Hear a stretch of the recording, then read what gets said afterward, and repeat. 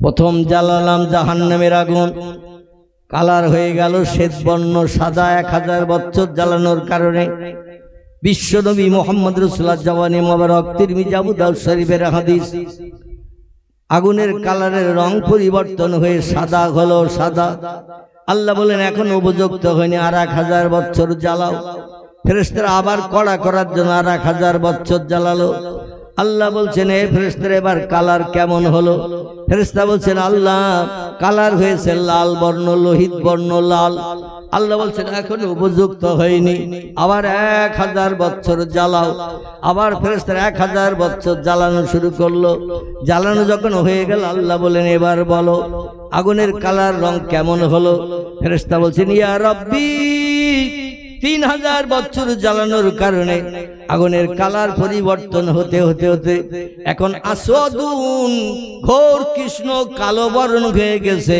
আল্লাহ বলেন উপযুক্ত হয়েছে, এই কালো বর্ণের আগুন দিয়ে বান্দাদের দগ্ধ করব, জ্বালাবো, যাতে পাশাপাশি 2 জন বান্দা আগুনে জ্বলবে, 3 জন পাশাপাশি দাঁড়িয়ে জ্বলবে জাহান্নামের ভিতরে। এত ঘোর কৃষ্ণ কালো বর্ণ এই জন্য করেছে, ওরা চিল্লাবে, আগুনে পুড়বে, যখন চিল্লাবে বাঁচাও বাঁচাও করবে, আওয়াজ জাহান্নামীরা শুনতে পাবে একে অপরের বাঁচাও বাঁচাও বাঁচাও বাঁচাও বাঁচাও, কিন্তু কেউ কাউকে দেখতে পাবে না। এত ঘোর কৃষ্ণবর্ণ কালো আগুনে ফেলে রাখবো, কেউ কাউরে দেখতে পাবে না। কার কষ্ট কেমন হচ্ছে কেউ দেখে বুঝতেও পারবে না, শুধু আওয়াজ শুনতে পাবে, দগ্ধের আওয়াজ। আল্লাহ পাক বলছেন কুল্লামা নুদিজাত জুলুদুহুম বাদদালনাহুম জুলুদান গায়রাহা, অপরাধীদের আমি আগুনে যখন জ্বালাবো ওদের গায়ের গোশত চামড়া চর্বিগুলো আগুনে পুড়ে পুড়ে কয়লার মতো ঝরে ঝরে পড়বে। বাদদালনাহুম জুলুদান গায়রাহা, আবার নতুন নতুন গোশত চামড়া ওদের গায়ে তৈরি করে দেয়া হবে। লিয়াযুকুল আযাব, নতুন নতুন আযাবের শাস্তি তারা উপভোগ করতে থাকবে। লা ইয়ামুতু ওয়ালা ইউকরিস ফিহা, কিন্তু এই আগুনে পুড়লে মরণ কোনোদিন হবে না। কোন বন্ধু এসে বাইরে বার করে তার মুখে একটু স্বস্তি ফুটাবে না। এক কথায় যুগ যুগ যুগ যুগ যুগ যুগ ধরে কোটি কোটি কোটি কোটি কোটি বছর ধরে আগুনে তারা জ্বলতে থাকবে। লা ইয়ামুতু ওয়ালা ইউকরিস ফিহা, মরণ কোনদিন জাহান্নামের আগুনে পুড়লে কারো হবে না, হবে না, হবে না। কোন বন্ধু কাউরে বাইরে বার করবে না। তবে শোনো গো উম্মতি মুহাম্মাদিরা, ও আব্দুর রহমান, আব্দুল মুমিন, আব্দুল করিম, আব্দুল জব্বার, আব্দুল সামাদ, আব্দুল গফফার, শুনে না উম্মতি মুহাম্মাদিরা, পয়গম্বর মুহাম্মদ রাসূলুল্লাহ হাসরের মাঠে যখন কবর থেকে উত্থাপিত হয়ে দাঁড়াবেন, আল্লাহ প্রথম হিসাব নিকাশ শুরু করার আগে আমাদের পয়গম্বরকে জান্নাত হালাল বানিয়ে দেবে। আল্লাহ বলেন উদকুল বাবাকা ইয়া আইয়ুহান নবী, ওই যে জান্নাতের দরজা দেখা যাচ্ছে ওই দরজা দিয়ে আপনি ভিতরে ঢুকুন, হুর গেলে মানদিন আনন্দ ফুর্তি করুন, যেটা খাওয়ার ইচ্ছা করবেন তাদের কাছে জানান, আপনার সব চাহিদা পূরণ করে দেবে।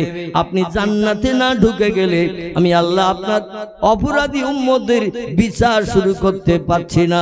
আপনি একটু শান্তির জায়গায় চলে যান।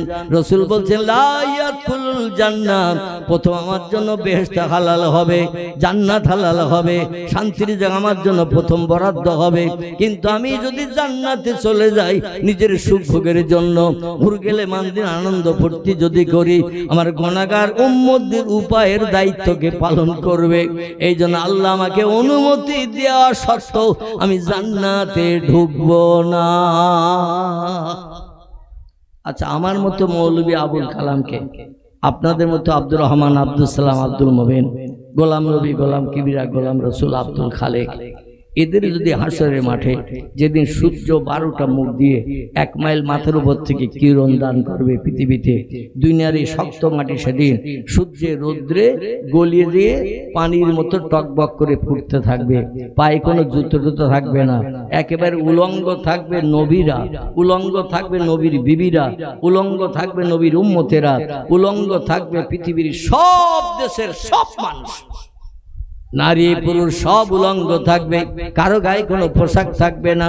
পয়গম্বর মুহাম্মদ রাসূলুল্লাহ বলছেন, আমি যেদিন মায়ের উদর থেকে জন্মগ্রহণ করি মক্কার আবু কুবাইস পাহাড়ের পাদদেশে খেজুরের পাতার বেড়ার ভিতরে, আমার মায়ের ঘরটা ছিল খেজুরের পাতার মাঝখানে ডাটা দিয়ে বেড়া দেওয়া, উপরটা ছিল খেজুরের পাতার হালকা ছাউনি দেওয়া।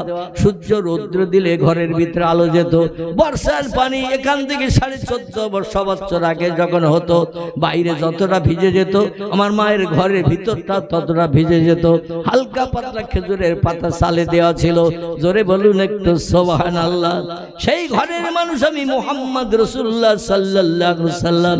ওই ঘরের ভিতরে যখন জন্মগ্রহণ করলাম, আমি জন্মগ্রহণ করি মুহাম্মদ রাসূলুল্লাহ দেখলাম আমার মায়ের ঘরে ধুলার উপর আমি ভুট হয়ে পড়ে রয়েছে।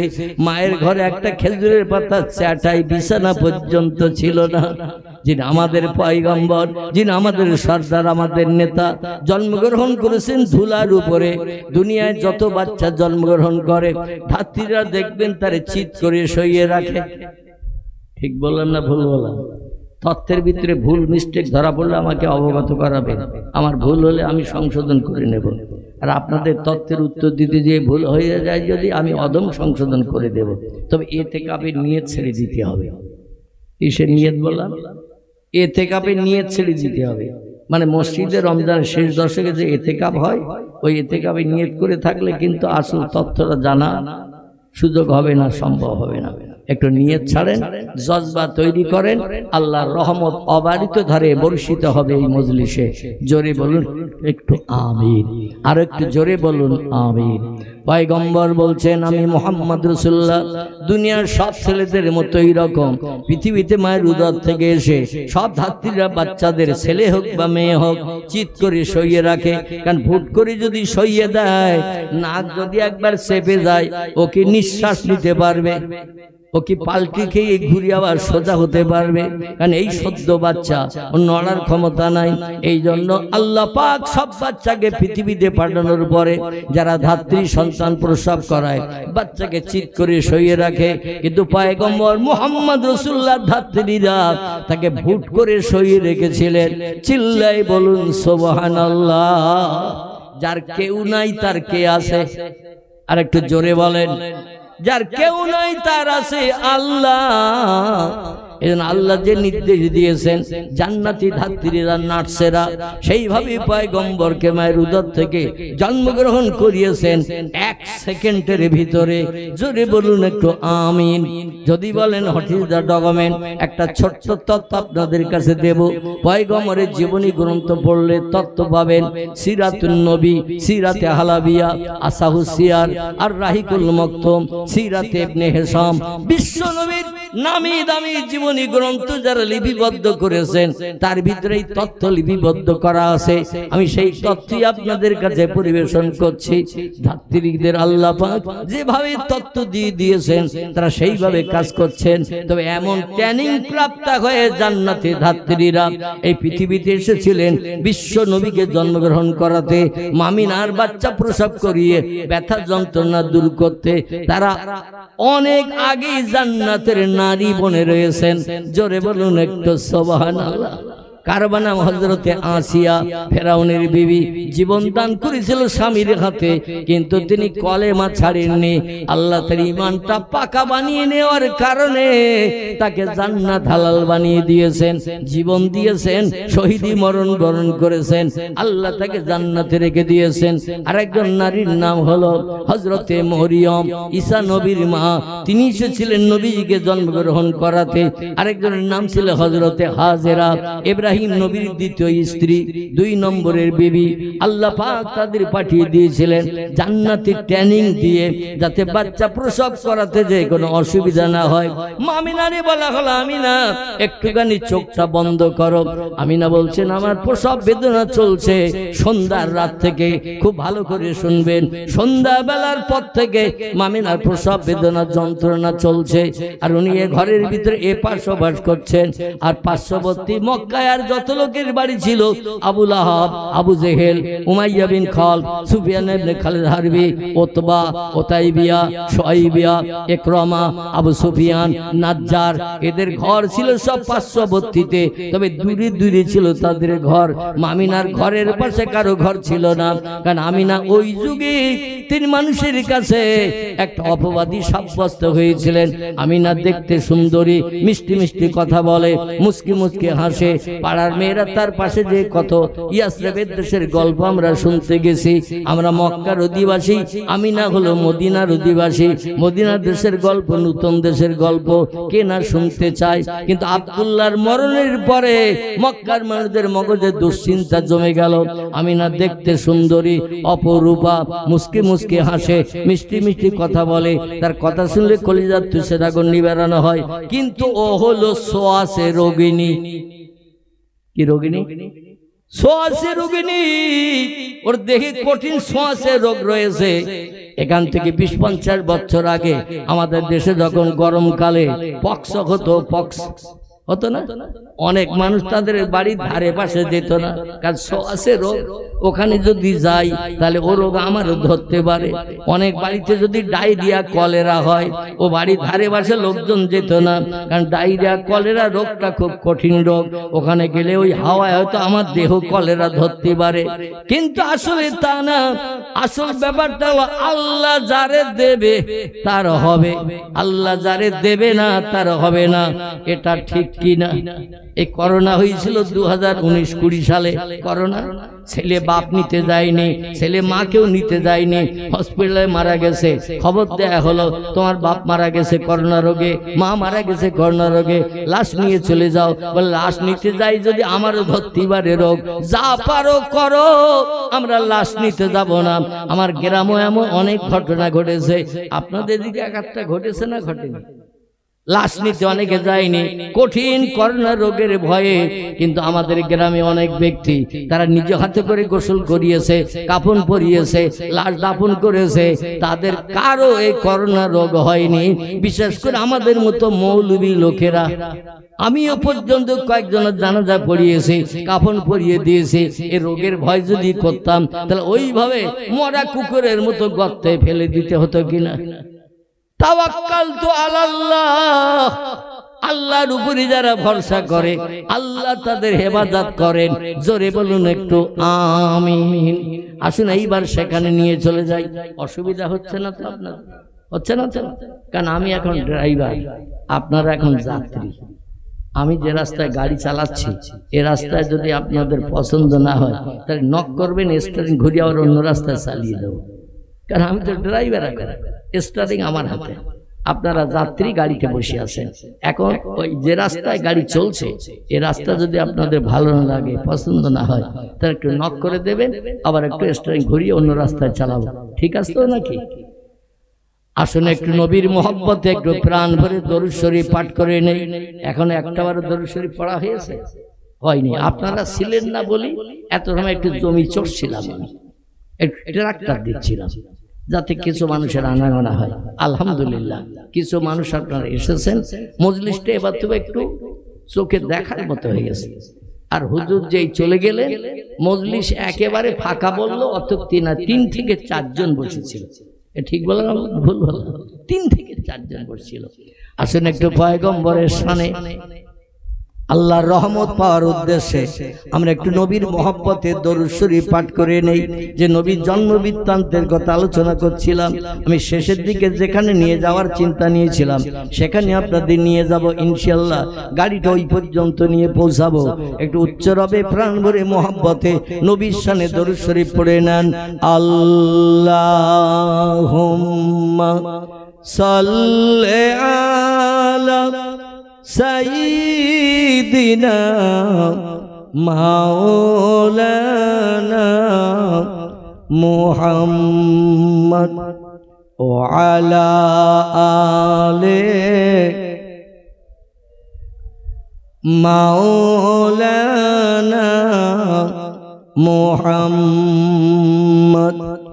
ইউসুফকে দেখে জুলাইখা পাগল, ইউসুফকে দেখে জুলাইখা পাগল, রসুলকে দেখে খাদিজা, সেই আশেকে মুসলিম পাগল, দরুদ পড়ো মুস্তাফা আল্লাহুম্মা সাল্লি আলা, প্রাণ খুলে গলা ছেড়ে পড়ে, মাওলানা মুহাম্মদ ওয়া আলা আলি সাইয়্যিদিনা মাওলানা। কাজ করিতে গেলেন নবী, কাজ করিতে গেলেন নবী, মা খাদিজার বাসায়, রসুল প্রেমে মুগ্ধা হলেন, পরকালের আশায়। আল্লাহুম্মা সাল্লি আলা সাইয়্যিদিনা মাওলানা মুহাম্মদ ওয়া আলা আলি সাইয়্যিদিনা মাওলানা। প্রাণ ভরে কলেমার জিকির লা ইলাহা ইল্লাল্লাহ, লা ইলাহা ইল্লাল্লাহ, লা ইলাহা ইল্লাল্লাহ, মুহাম্মাদুর রাসূলুল্লাহ। কাক ডাকে কাকারবে, কাক ডাকে কাকারবে, কোকিলের স্বর মধুর লাগে, ডাকে সেই গ্রীষ্মের হাওয়ায়, আল্লাহ ছাড়া মাবুদ নাই বলো, লা ইলাহা ইল্লাল্লাহ, লা ইলাহা ইল্লাল্লাহ, লা ইলাহা ইল্লাল্লাহ, মুহাম্মাদুর রাসূলুল্লাহ। ওয়ান উসমান রাদিয়াল্লাহু আনহু قال قال رسول الله صلى الله عليه وسلم من مات من امتي وهو يعلم لا اله الا الله دخل الجنه রাওয়াহু মুসলিম। একটু চিল্লায়ে বলুন আমিন। নবীজির জবানে সহিহ মুসলিম শরীফের একটি হাদিস, হাদিসটি বর্ণনা করেছেন বিশ্ববাসীদের কাছে তিনি হলেন নবীজির দুই কন্যার স্বামী। বোঝা গেল? এই হাদিসটি বর্ণনা করেছেন রাবীদের কাছে তিনি হলেন বিশ্ব নবীর দুটি মেয়ে বিয়ে করার সুযোগ পাওয়া স্বামী। এনার নাম জিন্নুরাইন ওসমান গনি রাদিয়াল্লাহু আনহু। জোরে বলুন সুবহান। ওসমান গনি লোকটা ভালো লোক না খারাপ লোক? লোকটা এত ভালো, দুনিয়ায় বেঁচে থাকতেই যিনি কবরে যাওয়ার আগে আল্লাহর ফেরেশতা জিবরিল আমিন মারফত জান্নাত হালাল বানিয়ে নিয়েছিলেন। একটু জোরে বলুন। আমি মাথায় টুপি দিয়েছি, মুখে দাড়ি আছে কম বেশি, হাঁটুর নিচে লম্বা জামা গায়ে আছে। আমি অধম মৌলবী আবুল কালাম বলতে কি পারবো আমি জান্নাতি হব মরে গেলে? আপনারা বলতে পারবেন কেউ? আমাদের সারা জীবনের নামাজ, রোজা, তাসবিহ, তাহলিল, জিকির, আজকার, কোরআন তেলাওয়াত আল্লাহ যদি পছন্দ না করে, কবুল না করে, তাহলে হাসরের মাঠে খালি হাতে দাঁড়িয়ে থাকতে হবে কিনা? নামাজ পড়ছি মসজিদে, মন আছে খোকার মার গোশের হাঁড়িতে, নামাজ আছে মসজিদে, মন রয়েছে দোকানের শাটারের তালায়, দোকানটা বন্ধ করে আসলাম, জোমান নামাজ পড়তে তো তালা দিছি তো, এ মনে মনে হয় না? হয় না। মসজিদে নামাজ পড়ছি, মনে আছে যে শ্যালো মেশিনে, মেশিনটা চালিয়ে রেখে আসলাম, খেতে পানির দরকার খুব, এখন মেশিনটা বন্ধ হয়ে গেল কি বাস্ট হয়ে গেল, কি হলো, কি পানি ছাপিয়ে অপরের খেতে যাচ্ছে, এমন চিন্তা মগজে আসে না? আসে না।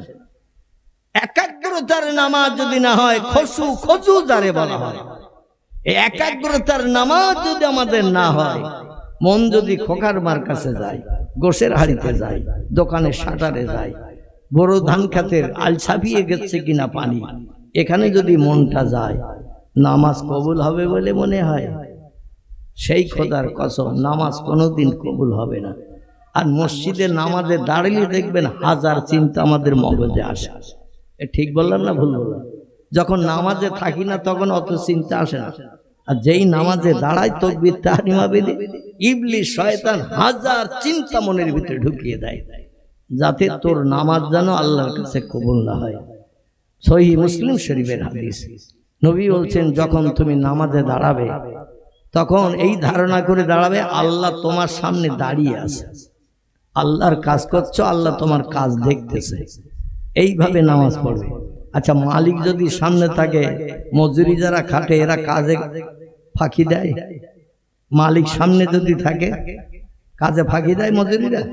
বলে মালিক এসে দাঁড়িয়েছে, কাজ এখন ভালোভাবে কর, যখন 2-10 মিনিট পরে চলে যাবে তখন নাঙল তুলে ধরবি, খেজুর তলায় ছায়ায় বসবি, মালিক তো নাই। এমন ঘটনা ঘটে না? ঘটে না? সাহাবীরা বললেন, ইয়া রাসূলুল্লাহ, আমরা তাকবীর তাহরিমা বেদে যখন নামাজে দাঁড়িয়ে যাব, আল্লাহকে দেখতে পাবো, এই রকম নিয়ে যদি আমাদের গাঢ়তর না হয়, সামনে নজর করে তাকালে যদি মসজিদের ওয়াল দেওয়ালের গায়ে আল্লাহরে দেখতে না পাই, তাহলে উপায় কি হবে? আল্লাহ নবী বলেন, ফাইল্লাম তারাহু ওয়া ইল্লাম ইয়ারাহ। ও সাহাবীরা, সামনের দিকে চোখ আলগা করে তাকিয়ে আল্লাহরে যদি দেখতে না পাও, তাহলে ওয়া ইল্লাম ইয়ারাহ, আল্লাহ তোমাদের সামনের দিকে তোমাদের নামাজ পড়া দেখছে, এই ধারণাটা করে নিয়ে নামাজ আদায় করবে।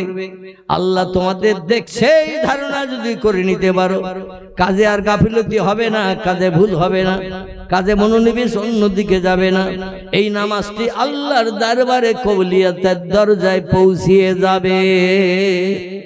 জোরে বলুন একটু সুবহানাল্লাহ। এখন এই নামাজ আমরা কজন পড়ি এই নিয়ে সংশয় আছে। পৃথিবীতে দুটি দলের মানুষ এই নিয়েতে নামাজ পড়েছে।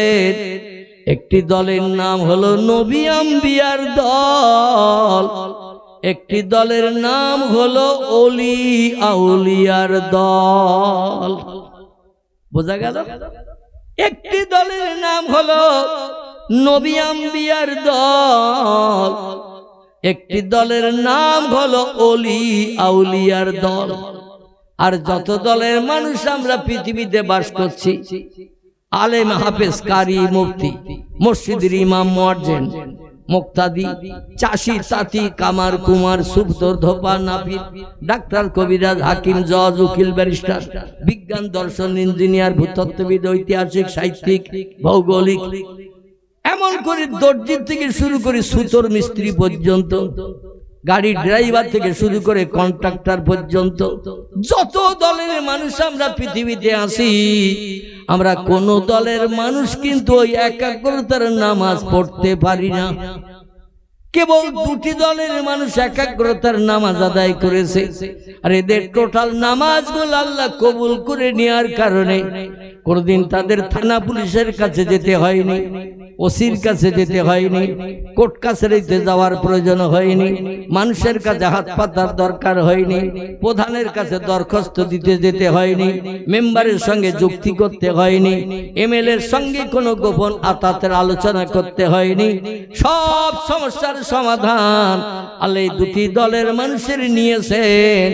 আমার ভাইরা, সব সমস্যার সমাধান এই দুটি দলের মানুষের নিয়েছেন। তিনি হলেন আল্লাহ সুবহানাহু তাআলা। একটু জোরে বলুন সুবহানাল্লাহ। নবী হাদিস শরীফে জানাচ্ছেন, মান কানা লিল্লাহি কানাল্লাহু লাহু, যে লোকটি আল্লাহর আপন হয়ে যায় আল্লাহ তাদের আপন হয়ে যায়।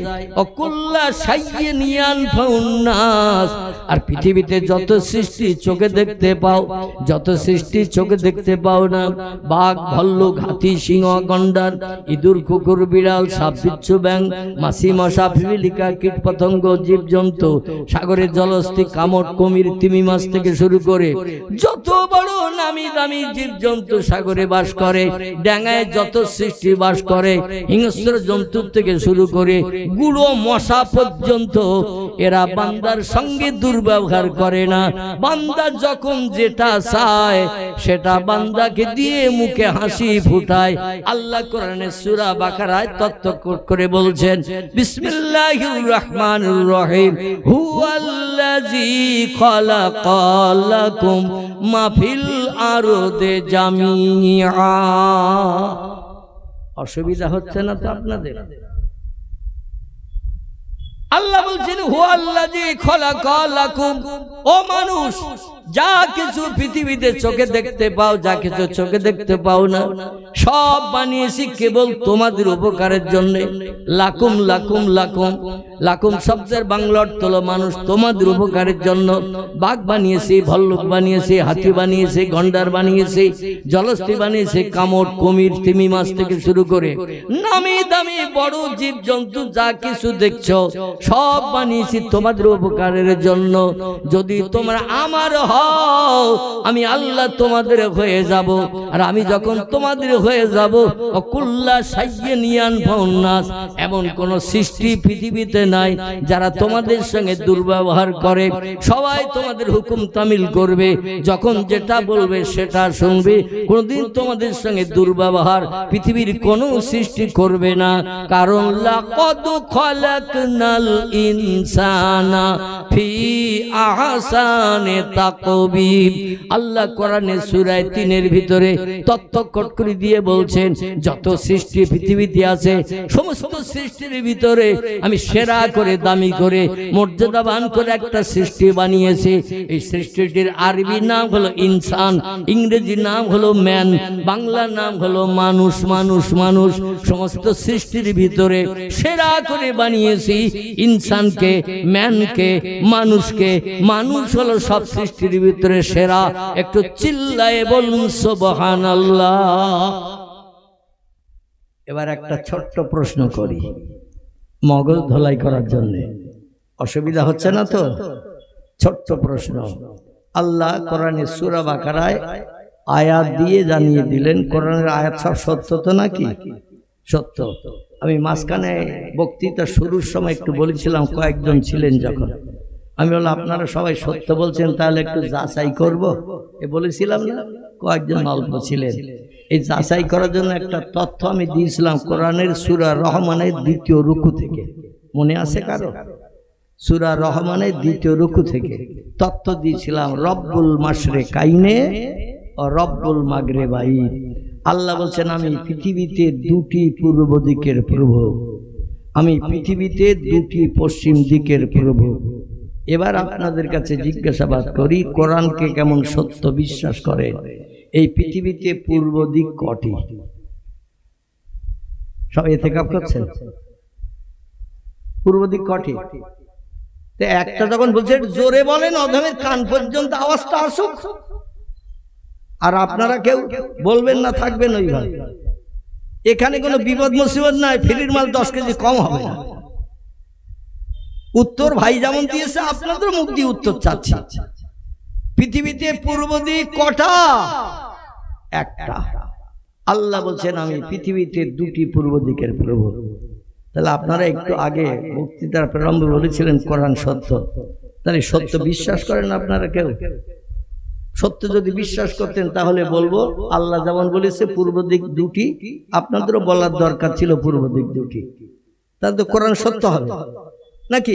আল্লাহ যা বলেছেন সেটাই বিশ্বাস করেন, তাহলেই তো কোরআন সত্য হবে।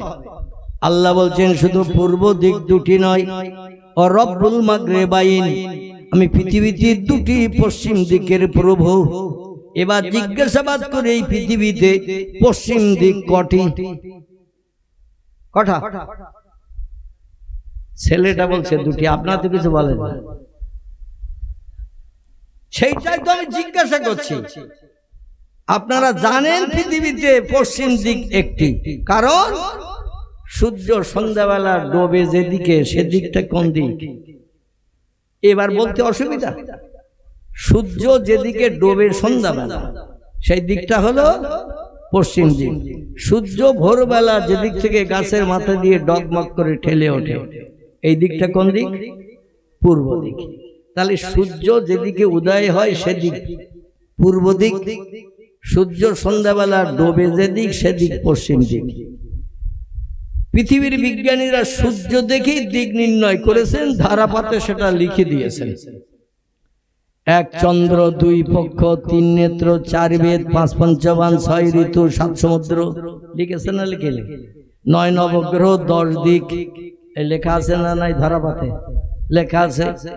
বিজ্ঞানীরা বলছে পৃথিবীতে দিক হলো 10টি, 10 দিক বা 10 দিক আমরা বলি না, এটা দিক না, দয়সী ক দিক। দিক মানে হলো এক একটা এলাকা। বিজ্ঞানী বলছে পৃথিবীতে দিক হলো 10টি, প্রধান দিক হলো 4টি, পূর্ব, পশ্চিম, উত্তর, দক্ষিণ। এরপরে আরো আছে ঈশান, নৈরত, অগ্নি, বায়ু। তাহলে 4 আর 4 কয় হলো? 8। তারপরে আরো 2টি দিক আছে, ঊর্ধ্ব আর অধ, উপর আর নিচে। তাহলে কয় হলো? 10।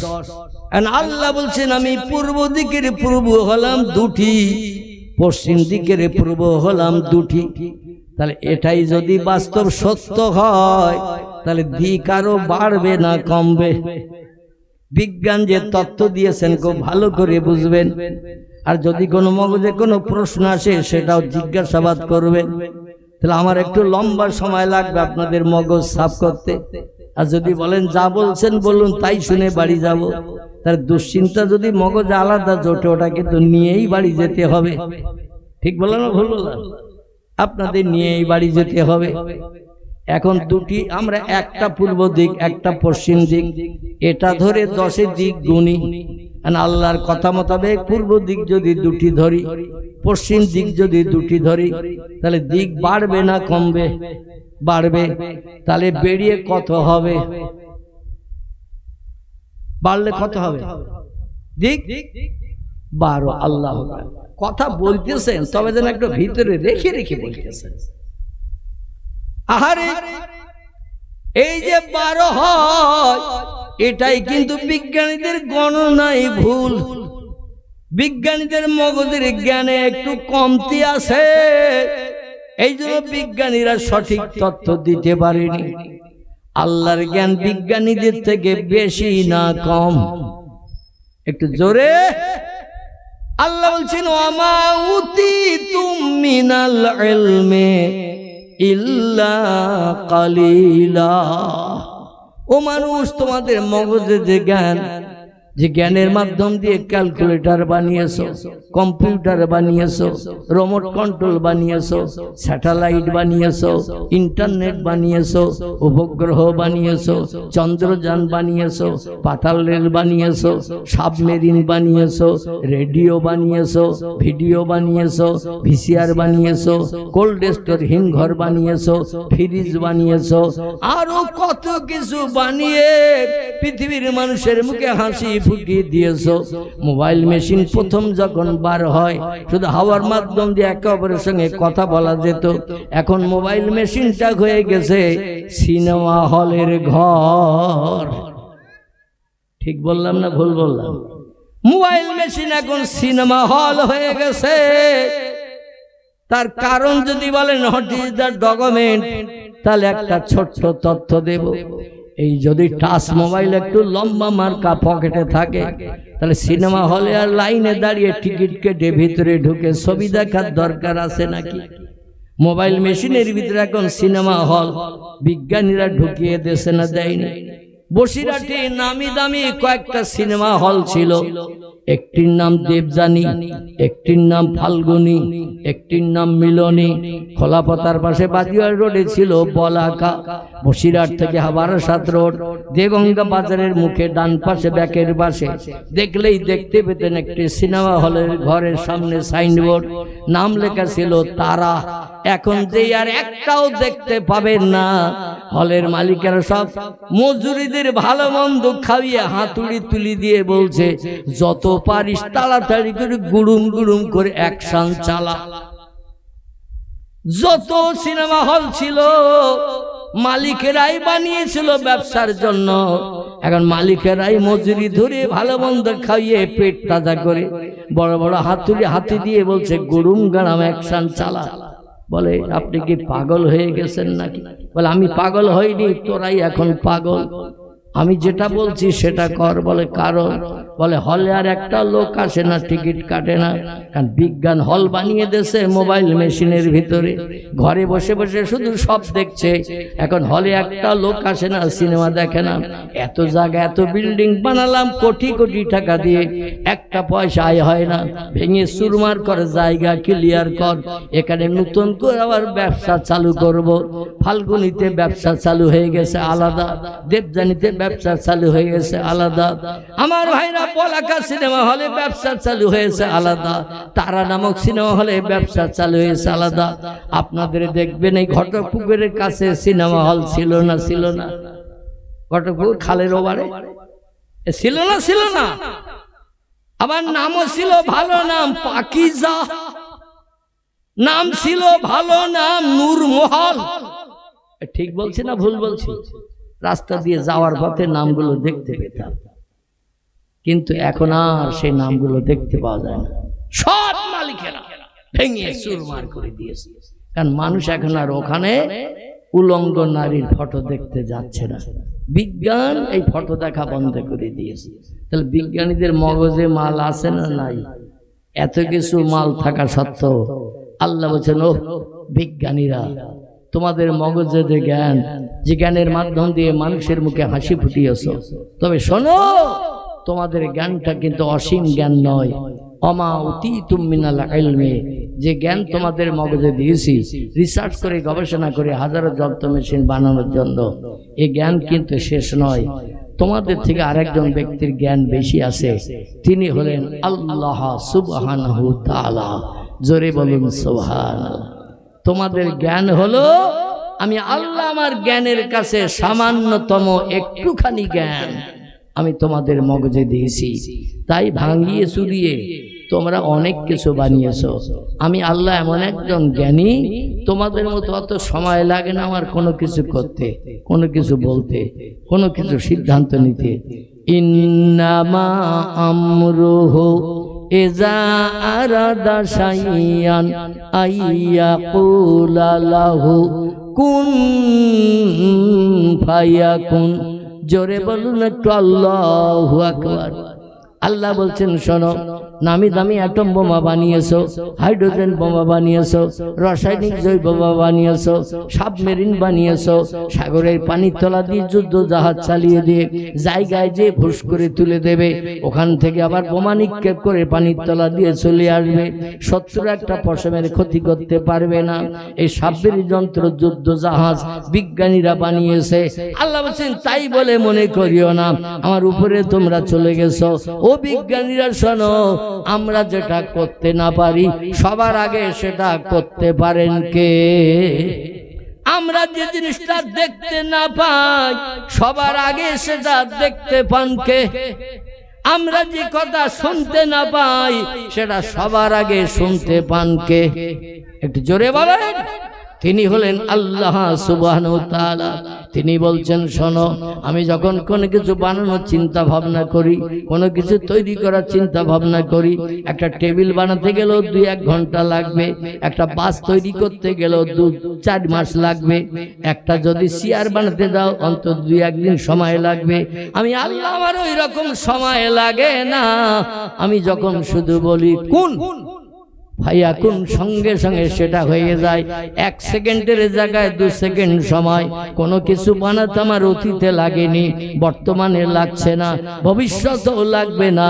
আর এই ধারণাও যেন তোমরা করিও না আমি পৃথিবী বানিয়েছি বলে সলিমউদ্দিন চাচা, আব্দুল করিম দাদা, মনোরঞ্জন কাকার থেকে আমি আল্লাহ বুড়ো হয়ে গেছি, আমার শক্তি ক্ষমতা কম হয়ে গেছে, এমন ধারণা যেন কোনোদিন করিও না।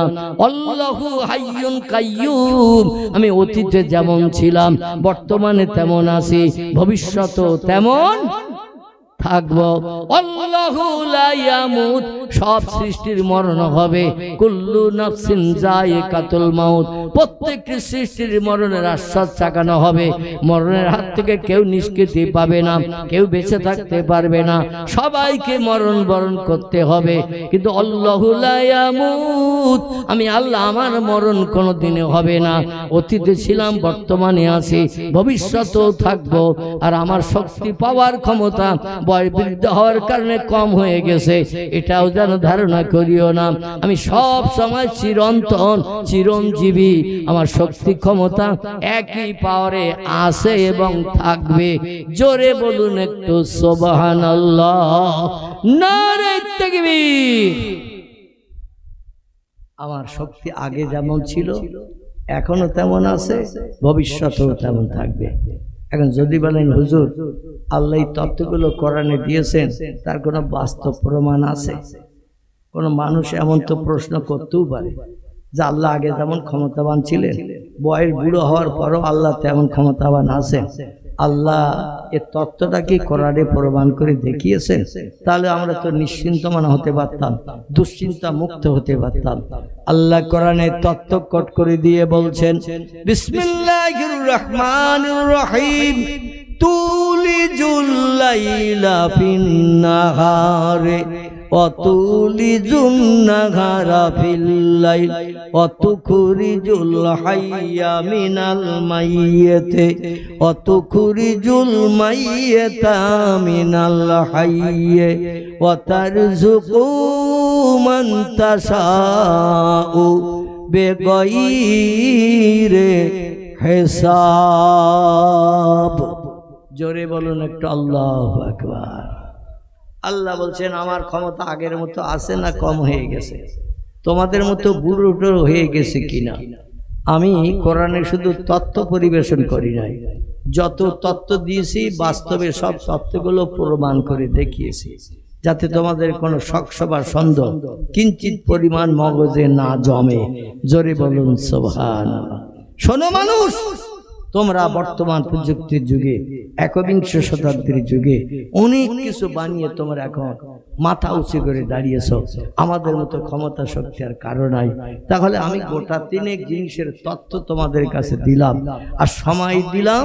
এজা তুলিয়ে শামসে মাগরিবে হা, যতদিন পশ্চিম দিকে সূর্য না উঠবে, ও গুরুবে শামসে মাশরিকে হা, পূর্ব দিকে সূর্য যতদিন না ডুবতে যাবে ততদিন পর্যন্ত আমি তোমাদের সময় দিলাম। আমার ক্ষমতা বেশি না তোমাদের ক্ষমতা বেশি? এক একটা বোমা বাস্ট করে এক একটা দেশ তোমরা ধূলিসাৎ করে দিতে পারো বলে এই ধারণা জানা করিও না। আমি তোমাদের থেকে নর্মালিটিতে পৌঁছে গেছি, আমার ক্ষমতা এখন তোমাদের থেকে হ্রাস হয়ে গেছে, এই চিন্তা করিও না। কারণ আমার ক্ষমতার সঙ্গে একটু পাল্লা দিয়ে দেখো। তবে 2 মাস সময় দিচ্ছি না, 6 মাস সময় দিচ্ছি না, 1 বছর দিচ্ছি না, 10 বছর দিচ্ছি না, 20 বছর দিচ্ছি না। আমি ওই দিন পর্যন্ত সময় দিলাম। আমার ক্ষমতার সঙ্গে তোমরা সামঞ্জস্য হতে পারো কিনা, 50-50 অর্ধেক অর্ধেক হতে পারো কিনা, কিংবা আমার উপরে তোমরা ক্ষমতাবান এটাও প্রমাণ দেখাতে পারো কিনা। সময় দিলাম যতদিন পর্যন্ত পশ্চিম দিকে ভোরবেলা গাছের মাথার উপর দিয়ে ডগমগ করে সূর্য উঠবে আর ওই সূর্য ডুবতে যাবে পূর্ব দিকে সন্ধ্যাবেলা, ততদিন পর্যন্ত সময় দিলাম। আমার সঙ্গে একটু তোমরা পাল্লা দিয়ে চেষ্টা করে দেখো আমার থেকে ক্ষমতা তোমাদের ঊর্ধ্বে না আমাদের থেকে নরমাল। জোরে বলুন একটু আমিন, একটু জোরে বলুন আমিন। আল্লাহ বলছেন একটি ক্ষমতার কথা, তুলিজুল লাইলা ফিন নাহার ও তুলিজুন নাহারা ফিল লাইল। আমি রাতের বেলা দিন করি আর দিনের বেলা রাত করি। আমি রাতের বেলা দিন করি, দিনের বেলা রাত করি।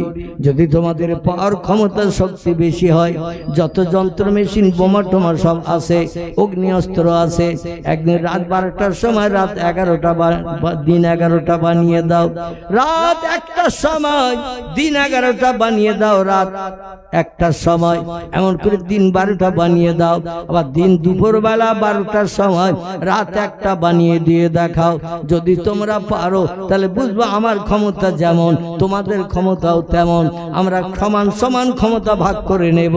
তোমাদের ক্ষমতা 50, আমার ক্ষমতা 50। তোমরা যেমন ক্ষমতাবান আমি আল্লাহ তেমন ক্ষমতাবান। সমান সমান হিসাবে মর্যাদা অক্ষুণ্ণ রাখবো।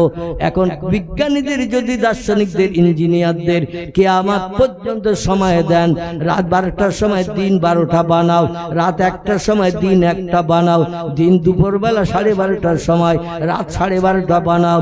Russia, Japan, German, England, Holland, Poland, Italy, Brazil, Thailand, Singapore, Burma, Rangoon, Hindustan, Pakistan, Bangladesh, Afghanistan, Iraq, Iran, Kuwait, Jordan, Arab, পারস্য, তুরস্ক, Libya, Nigeria, Indonesia, Malaysia, Sri Lanka, Burma, Tajikistan, Kazakhstan, Balochistan, Azerbaijan, Armenia, Saudi Arab, Arab আমিরশাহী, শাম, সিরিয়া, মরক্কো, ইয়ামান, বুলগেরিয়া, মিশর, Jordan, পারস্য, তুরস্ক থেকে শুরু করে যত দেশ পৃথিবীতে আছে সব দেশের বিজ্ঞানীদের যদি ডাক দিয়ে বলেন, ও বিজ্ঞানীরা, দার্শনিকেরা, ইঞ্জিনিয়ারেরা, তোমরা দিন 12টার সময় রাত 12টা বানিয়ে দাও, রাত 1টার সময় দিন 1টা বানিয়ে দাও, ওরা সব দাঁড়াবে না, এতে কাবে নিয়ত করে চলে যাবে। কি দাঁড়াবে যে আমরা পারবো, করে দেখাবো? এটা করার জন্য ওরা দাঁড়াবে না, এতে কাবে নিয়ত করে উত্তর না দিয়ে চলে যাবে, চলে যাবে। আল্লাহ বলেন, আমার থেকে ক্ষমতা শক্তি বেশি না, তোমাদের ক্ষমতা শক্তি আমার থেকে সামান্য কম, একটু প্রমাণ করে দেখাও। আমি আল্লাহ অতুখরিজুল হাইয়া মিনাল মাইয়াতে অতুখরিজুল মাইয়াতা মিনাল হাইয়ে।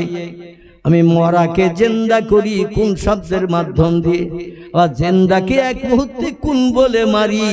ইনজেকশন দিতে হয় না, নাক টিপে ধরতে হয় না, গলা টিপে শ্বাসরোধ করতে হয় না, শুধু আমি বলি কোন ভাইয়া কোন, সঙ্গে সঙ্গে সেটা হয়ে যায়। পৃথিবীতে তোমরা একটু প্রমাণ করে আমার মতো দেখাও। আমি মরারে জিন্দা করি 1 সেকেন্ডে, আবার জিন্দারে মারিও 1 সেকেন্ডে। এটা একটু যদি তোমরা করে দেখাও তাহলে আমার সঙ্গে ক্ষমতা তোমাদের 50-50। পৃথিবীর বিজ্ঞান, দার্শনিক, ইঞ্জিনিয়ার, ডাক্তার, মাস্টার, ভূতত্ত্ববিদদের যদি ডেকে বলা হয়, কেউ কি এই দায়িত্ব নেবে? বাবাজি নেবে? মানুষ এ দায়িত্ব কেউ নেবে না। আল্লাহ বলছেন শুধু তাই নয়, ওই আয়াতে আরেকটা তথ্য দিলাম তোমাদের একটু ভেবে দেখার জন্য। তথ্যটা হলো, ও তারযুকু মান তাশাউ বিগাইরি হিসাব। জোরে বলুন একটু সুবহানাল্লাহ। পৃথিবীতে যত সৃষ্টি আছে, বিজ্ঞানীরা বর্তমানে রিসার্চ করে, গবেষণা করে, দূরবীক্ষণ যন্ত্র দিয়ে তথ্য দিয়েছে, পৃথিবীতে সৃষ্টির সংখ্যা বাড়তে বাড়তে 1.5 লক্ষ ছাড়িয়ে গেছে। কতটা? বিজ্ঞানে বলছে 1.5 লক্ষ ছাড়িয়ে গেছে সৃষ্টির সংখ্যা। আল্লাহ পৃথিবীর সৌন্দর্য শ্রীবৃদ্ধির জন্য তফসিরে রুহুল বায়ান, তফসিরে মাওজেহুল কোরআন, তফসিরে বায়ানুল কোরআন, তফসিরে বাইজাবি, তফসিরে কাশফ, তফসিরে দিলালুল কোরআন, তফসিরে মারিফুল কোরআন, তফসিরে ইবনে কাসির, এতগুলো কোরআনের তফসিরের ভিতরে লেখকেরা লিপিবদ্ধ করেছেন এই পৃথিবীর দৃশ্য খুব সুন্দর দেখানোর জন্য। আল্লাহ সৃষ্টি পাঠিয়েছিলেন অতীতে মাত্র 18,000। কথা বললাম? সব তফসির কারকেরা একই তথ্য দিয়েছেন, তাই আমি আপনাদের কাছে বললাম। 18,000 সৃষ্টি আল্লাহ বানিয়ে এই পৃথিবীতে পাঠিয়েছিলেন, পৃথিবীর চেহারা সৌন্দর্য দেখতে যাতে সুন্দর হয়। গাছপালা, বাঘ, ভল্লুক থেকে শুরু করে সাগর, পাহাড়, পর্বত ইত্যাদি যা কিছু আল্লাহ বানিয়েছিলেন সৃষ্টি এই পৃথিবীতে 18,000।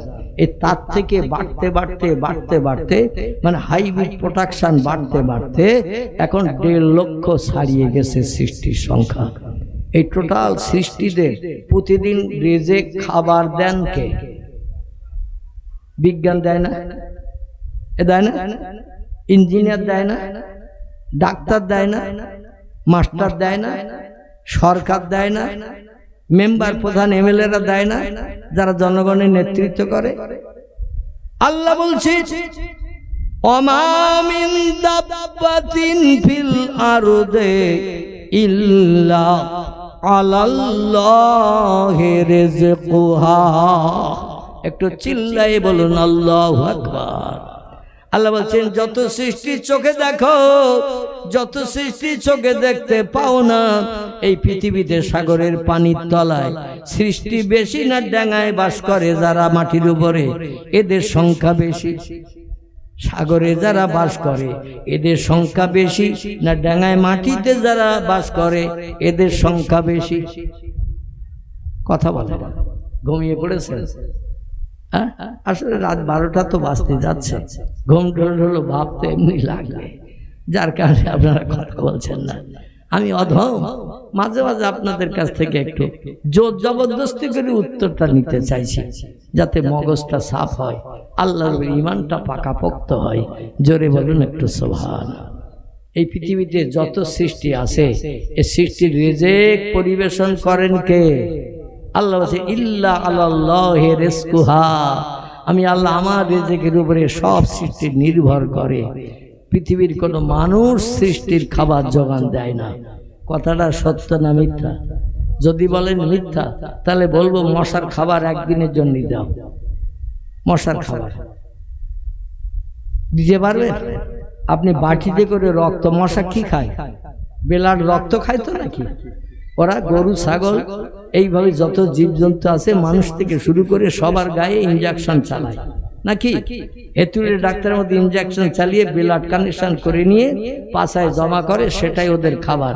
এখন এক বাটি রক্ত যদি ইনজেকশনের সুইচের মাধ্যম দিয়ে কারো কাছ থেকে টেনে নিয়ে বাটিতে করে দেন, একটা মশা এসে বসবে খাওয়ার জন্য? বসবে? মশারা বলবে দুনিয়ার পয়জন লাগানো হাওয়া লাগানো খাবার চলবে না। আমরা হসপিটালে যাই না, নার্সিং হোমে যাই না, ডাক্তার দেখাতে যাই না, পাড়ার হেতুড়ে ডাক্তারও ডাকি না। এই জন্য দেহের ভিতরে আমরা ইনজেকশন চালাই, বাইরের পয়জানওয়ালা হাওয়া লাগানো মাল আমরা খেতে পছন্দ করি না। তোমাদের রোগ বেমারি হয় তোমরা ডাক্তার দেখাতে যাও, বড় বড় হসপিটালে ট্রিটমেন্ট হতে যাও। আমরা হসপিটালে গেলে তো 2 হাত দিয়ে চড় মারবে আর 13 বড়ি মিক্সার হয়ে যাব। ঠিক না ভুল? কানের পাশে যদি মশারা হু হু করে আওয়াজ করে, আমরা চেষ্টা করি না 2 হাত দিয়ে সবাইঘাত করে ওদের প্রাণ নাশ করার। আর চড় যদি মারি ও কোনো হসপিটালে যা ট্রিটমেন্ট করে সোজা হবে? হবে? এই জন্য মশারে খাবার দিতে পারবে না, বাঘের খাবার দিতে দৈনন্দিন পারবে না, জলস্থি কুমিরের খাবার দিতে পারবে না। এক একটা সৃষ্টির এক এক রকম রিজিক। হরিণের ডেকে যদি বলেন খরগোশ ধরে এনেছি জবাই করেছি খা, হরিণ খাবে? ও বলে আমার লাগবে এখন তৃণলতা ঘাস, আমি ও খাই না। এক একটা সৃষ্টির এক এক রকম খাবার।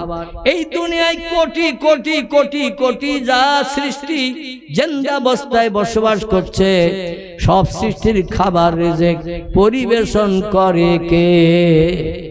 আমাদের বাড়িতে দেখবেন কোন আপনজন আত্মীয় অতিথি যদি অন্তত 50-60 কিলোমিটার দূর থেকে একটা গাড়ি করে আর কোনো বাড়িতে যদি অতিথি আপনজন আত্মীয় আসে, এসেছে 11 জন, কজন? 11 জন এসেছে, 6 জন নারী 5 জন পুরুষ, 6 জন মেয়ে ছেলে 5 জন পুরুষ। একটা 4 চাকা গাড়ি করে এসেছে, দূরের কুটুম খুব বেশি আসতে পারে না, তাই সুযোগ করে একদিনের জন্য এসেছে। যে লোকের বাড়ি এসেছে তার সরকারি 2 কামরা ঘর, সরকারি ঘর ক কামরা করে দিচ্ছে এখন? ক কামরা? 2 কামরা। আচ্ছা, ঘরের বারান্দা সরকার দিচ্ছে? সরকার বারান্দাও দিচ্ছে না, শুধু 2 কামরা ঘর ছাদ দিয়ে করে দিচ্ছে।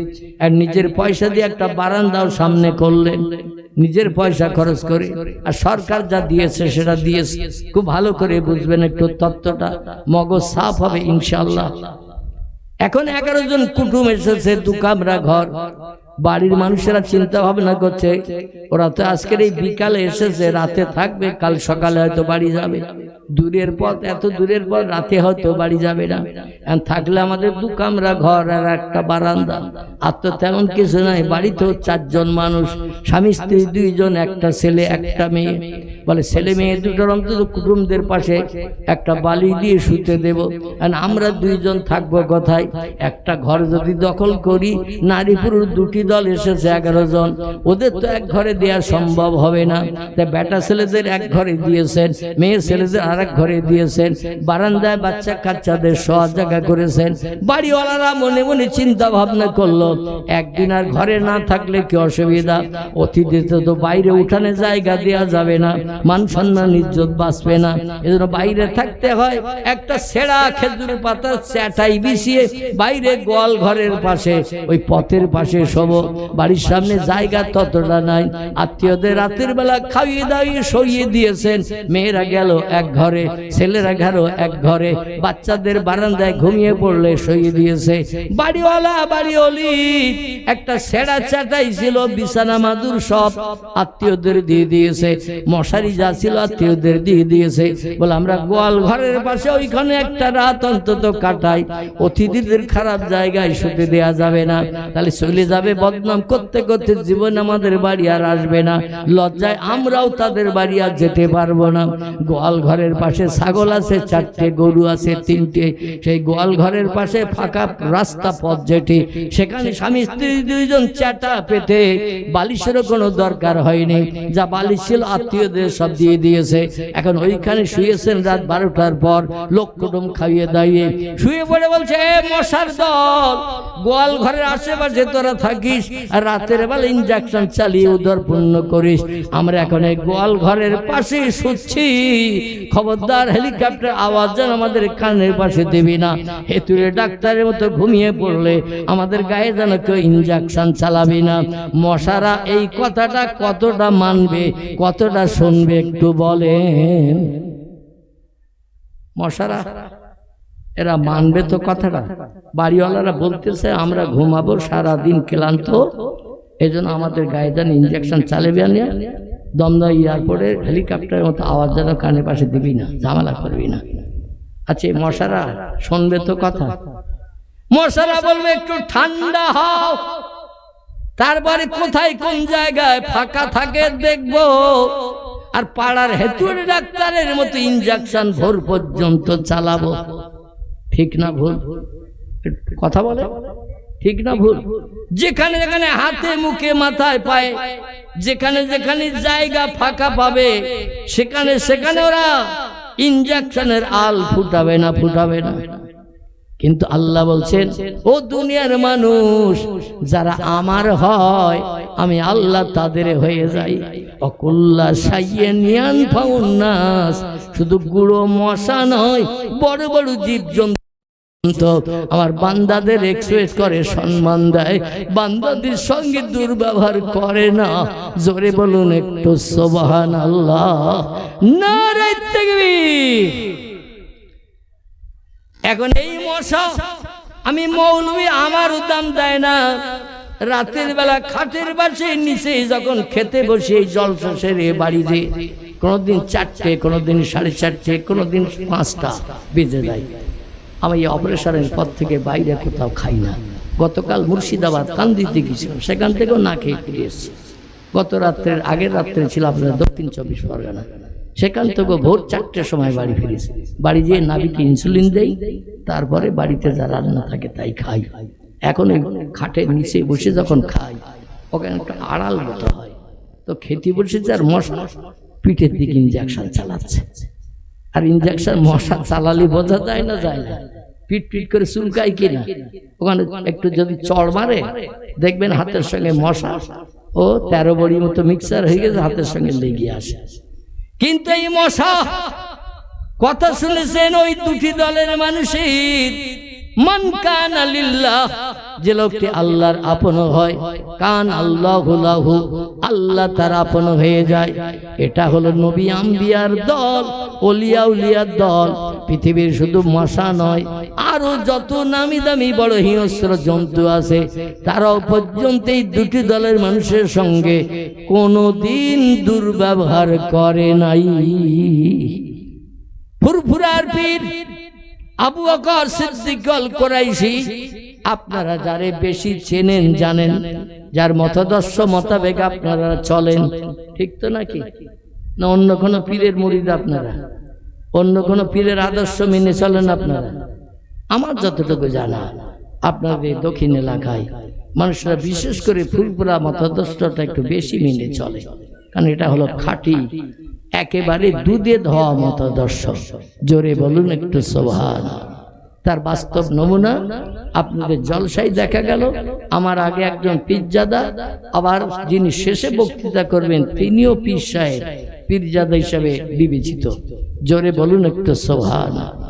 ইনি 22 বছর কাল আল্লাহকে আপন বানানোর জন্য ফুরফুরা শরীফ থেকে পশ্চিম দিকে যেতে, জাঙ্গিপাড়া রুটে যেতে, ধনপতা বলে একটি জায়গা এখনো আছে, গেলে দেখতে পাবে। এখানে দুই ধারে ঝোপঝাড় জঙ্গল ছিল। দিনের বেলা মানুষ রাস্তা পাস করতে বড় ভয় পেত। 2-5 জন হলে একসঙ্গে লাঠি সোটা নিয়ে যেত। বিভিন্ন হিংস্র জীব জন্তু বার হতো, দিবালোকও বার হতো, রাতের বেলা তো এমনি এমনি বার হতো। এই ঝোপঝাড় জঙ্গলের ভিতরে আল্লাহকে আপন বানানোর জন্য একটানা 22 বছর কাল রাতের বেলা মাবুদের নামের জপ জিকির করতে তিনি ঘর থেকে বেরিয়ে যেতেন। বিবি বাচ্চার কথা যাতে কানে না শোনা যায়, কোনো ব্যক্তি এসে কোনো দাবি দেওয়া করে মগজ যেন আমার খারাপ না করতে পারে, আল্লাহ প্রেমে নিদর্শন দূর করতে না পারে। নবীজি 15 বছর কাল একটানা এরা পাহাড়ের মাথায় আল্লাহর ধ্যানে মগ্ন ছিলেন। যত ওলিয়া উলিয়া পৃথিবীতে হয়েছে সবই তারা রাত জেগে জেগে আল্লাহর সঙ্গে আপন গাঢ়তর সম্পর্ক বানিয়েছেন। একদিন 2 দিন 3 দিন নয়, বক্তা এসে গেছে স্টেজে, আমি এখনই ছেড়ে দেবো ইনশাআল্লাহ। তবে আমার ভাইরা শেষ তত্ত্বটি আপনাদের কাছে দিই। দাদা হুজুর কেবলা আল্লাহকে আপন বানানোর জন্য একটানা 22 বছর কাল ধনপতার ছবির ভিতরে রাতের বেলা আল্লাহর সঙ্গে সম্পর্ক গাঢ়তর করেছিলেন। একটা হিংস্র জীব জন্তুর কথা তো দূরে থাক, একটা মশাও পর্যন্ত তার কানের পাশে কোনদিন এয়ারপোর্টের হেলিকপ্টারের ডানার আওয়াজ দেয় নাই। জোরে বলুন একটু সুবহানাল্লাহ। আর আমরা যদি এরকম ঝোপঝাড়ের ভিতরে যাই, মৌসাকের মৌপোকারা সব শাক ফেলে আসবে না, আসবে না? মৌসাকের মৌপোকারা সব শাক ফেলে আসবে। আজকে সুযোগ পাওয়া গেছে, মৌলবি খালি হয়ে এসে জঙ্গলের ভিতরে ঝোপের ভিতরে যা শাকে যেমন শাক দিতে থাকি, মৌলবীর গায়ে ওই রকম শাক বাদ, আর পাশার আলটা ফুটো, অ্যাকশন শুরু হয়ে যাক। জোরে বলুন একটু নাউজুবিল্লাহ, একটু জোরে বলুন নাউজুবিল্লাহ। কারণ আমরা তাদের জীবন আদর্শ শুনবো, সে মতো তাদের চরিত্রের সঙ্গে আমরা চরিত্র গঠন করলে এখনো পর্যন্ত ইহা তাকে আগামী ভবিষ্যৎ জীবন পর্যন্ত, ভবিষ্যৎকাল পর্যন্ত সব সৃষ্টি আমাদের দাম দেবে। কোরআন কিয়ামত পর্যন্ত মিথ্যা হবে না, অকেজ হবে না। সত্য ছিল, সত্য আছে এবং কিয়ামত পর্যন্ত সত্য থাকবে। জোরে বলুন একটু সুবহানাল্লাহ। ওমা আলাইনা ইল্লাল বালাগ। সময় হয়ে গেছে, পরবর্তী বক্তাও স্টেজে এসে গেছেন আলহামদুলিল্লাহ। আশেপাশে এখনো যারা আছেন বিছান সজ্জায় শয়ন করেননি, আমি অনুরোধ রাখছি ফুরফুরা দরবার শরীফ থেকে বিশেষ করে আল্লাহওয়ালা মানুষের মুখের কথা একটু শোনার জন্য আমি আমন্ত্রণ করছি। দুনিয়া থেকে বিদায় হয়ে গেলে আর ডাকলেও কবর থেকে উঠে আসা যাবে না। এই জন্য যতদিন হায়াতে আসি বাজার একটু বেশি বেশি করে করি, কবরে যাওয়ার চিন্তা ভাবনা মগজে রাখি, ভবিষ্যতে ভাঙিয়ে ভাঙিয়ে খাওয়ার সুযোগ পাওয়া যাবে। ওমা আলাইনিল্লাল বালাগ। উচ্চ রবে দরুদ শরীফ। আল্লাহুম্মা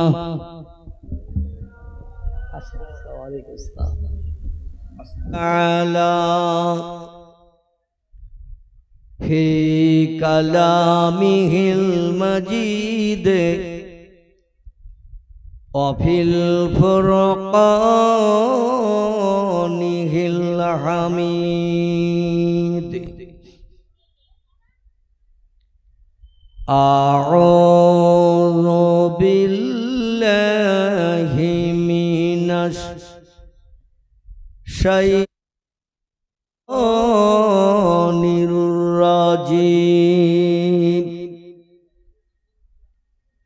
বিসমিল্লাহির রাহমানির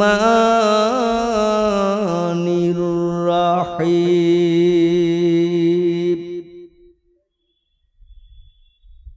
ওমা আতাকুমুর রাসূলু ফাখুযুহু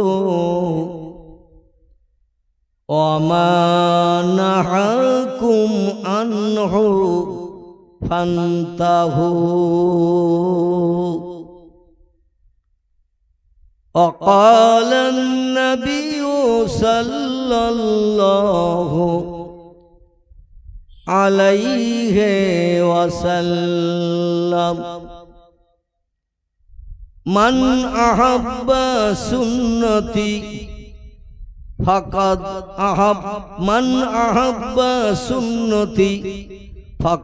أحبني ومن أحبني كان মাই ফিল জান্নাহ।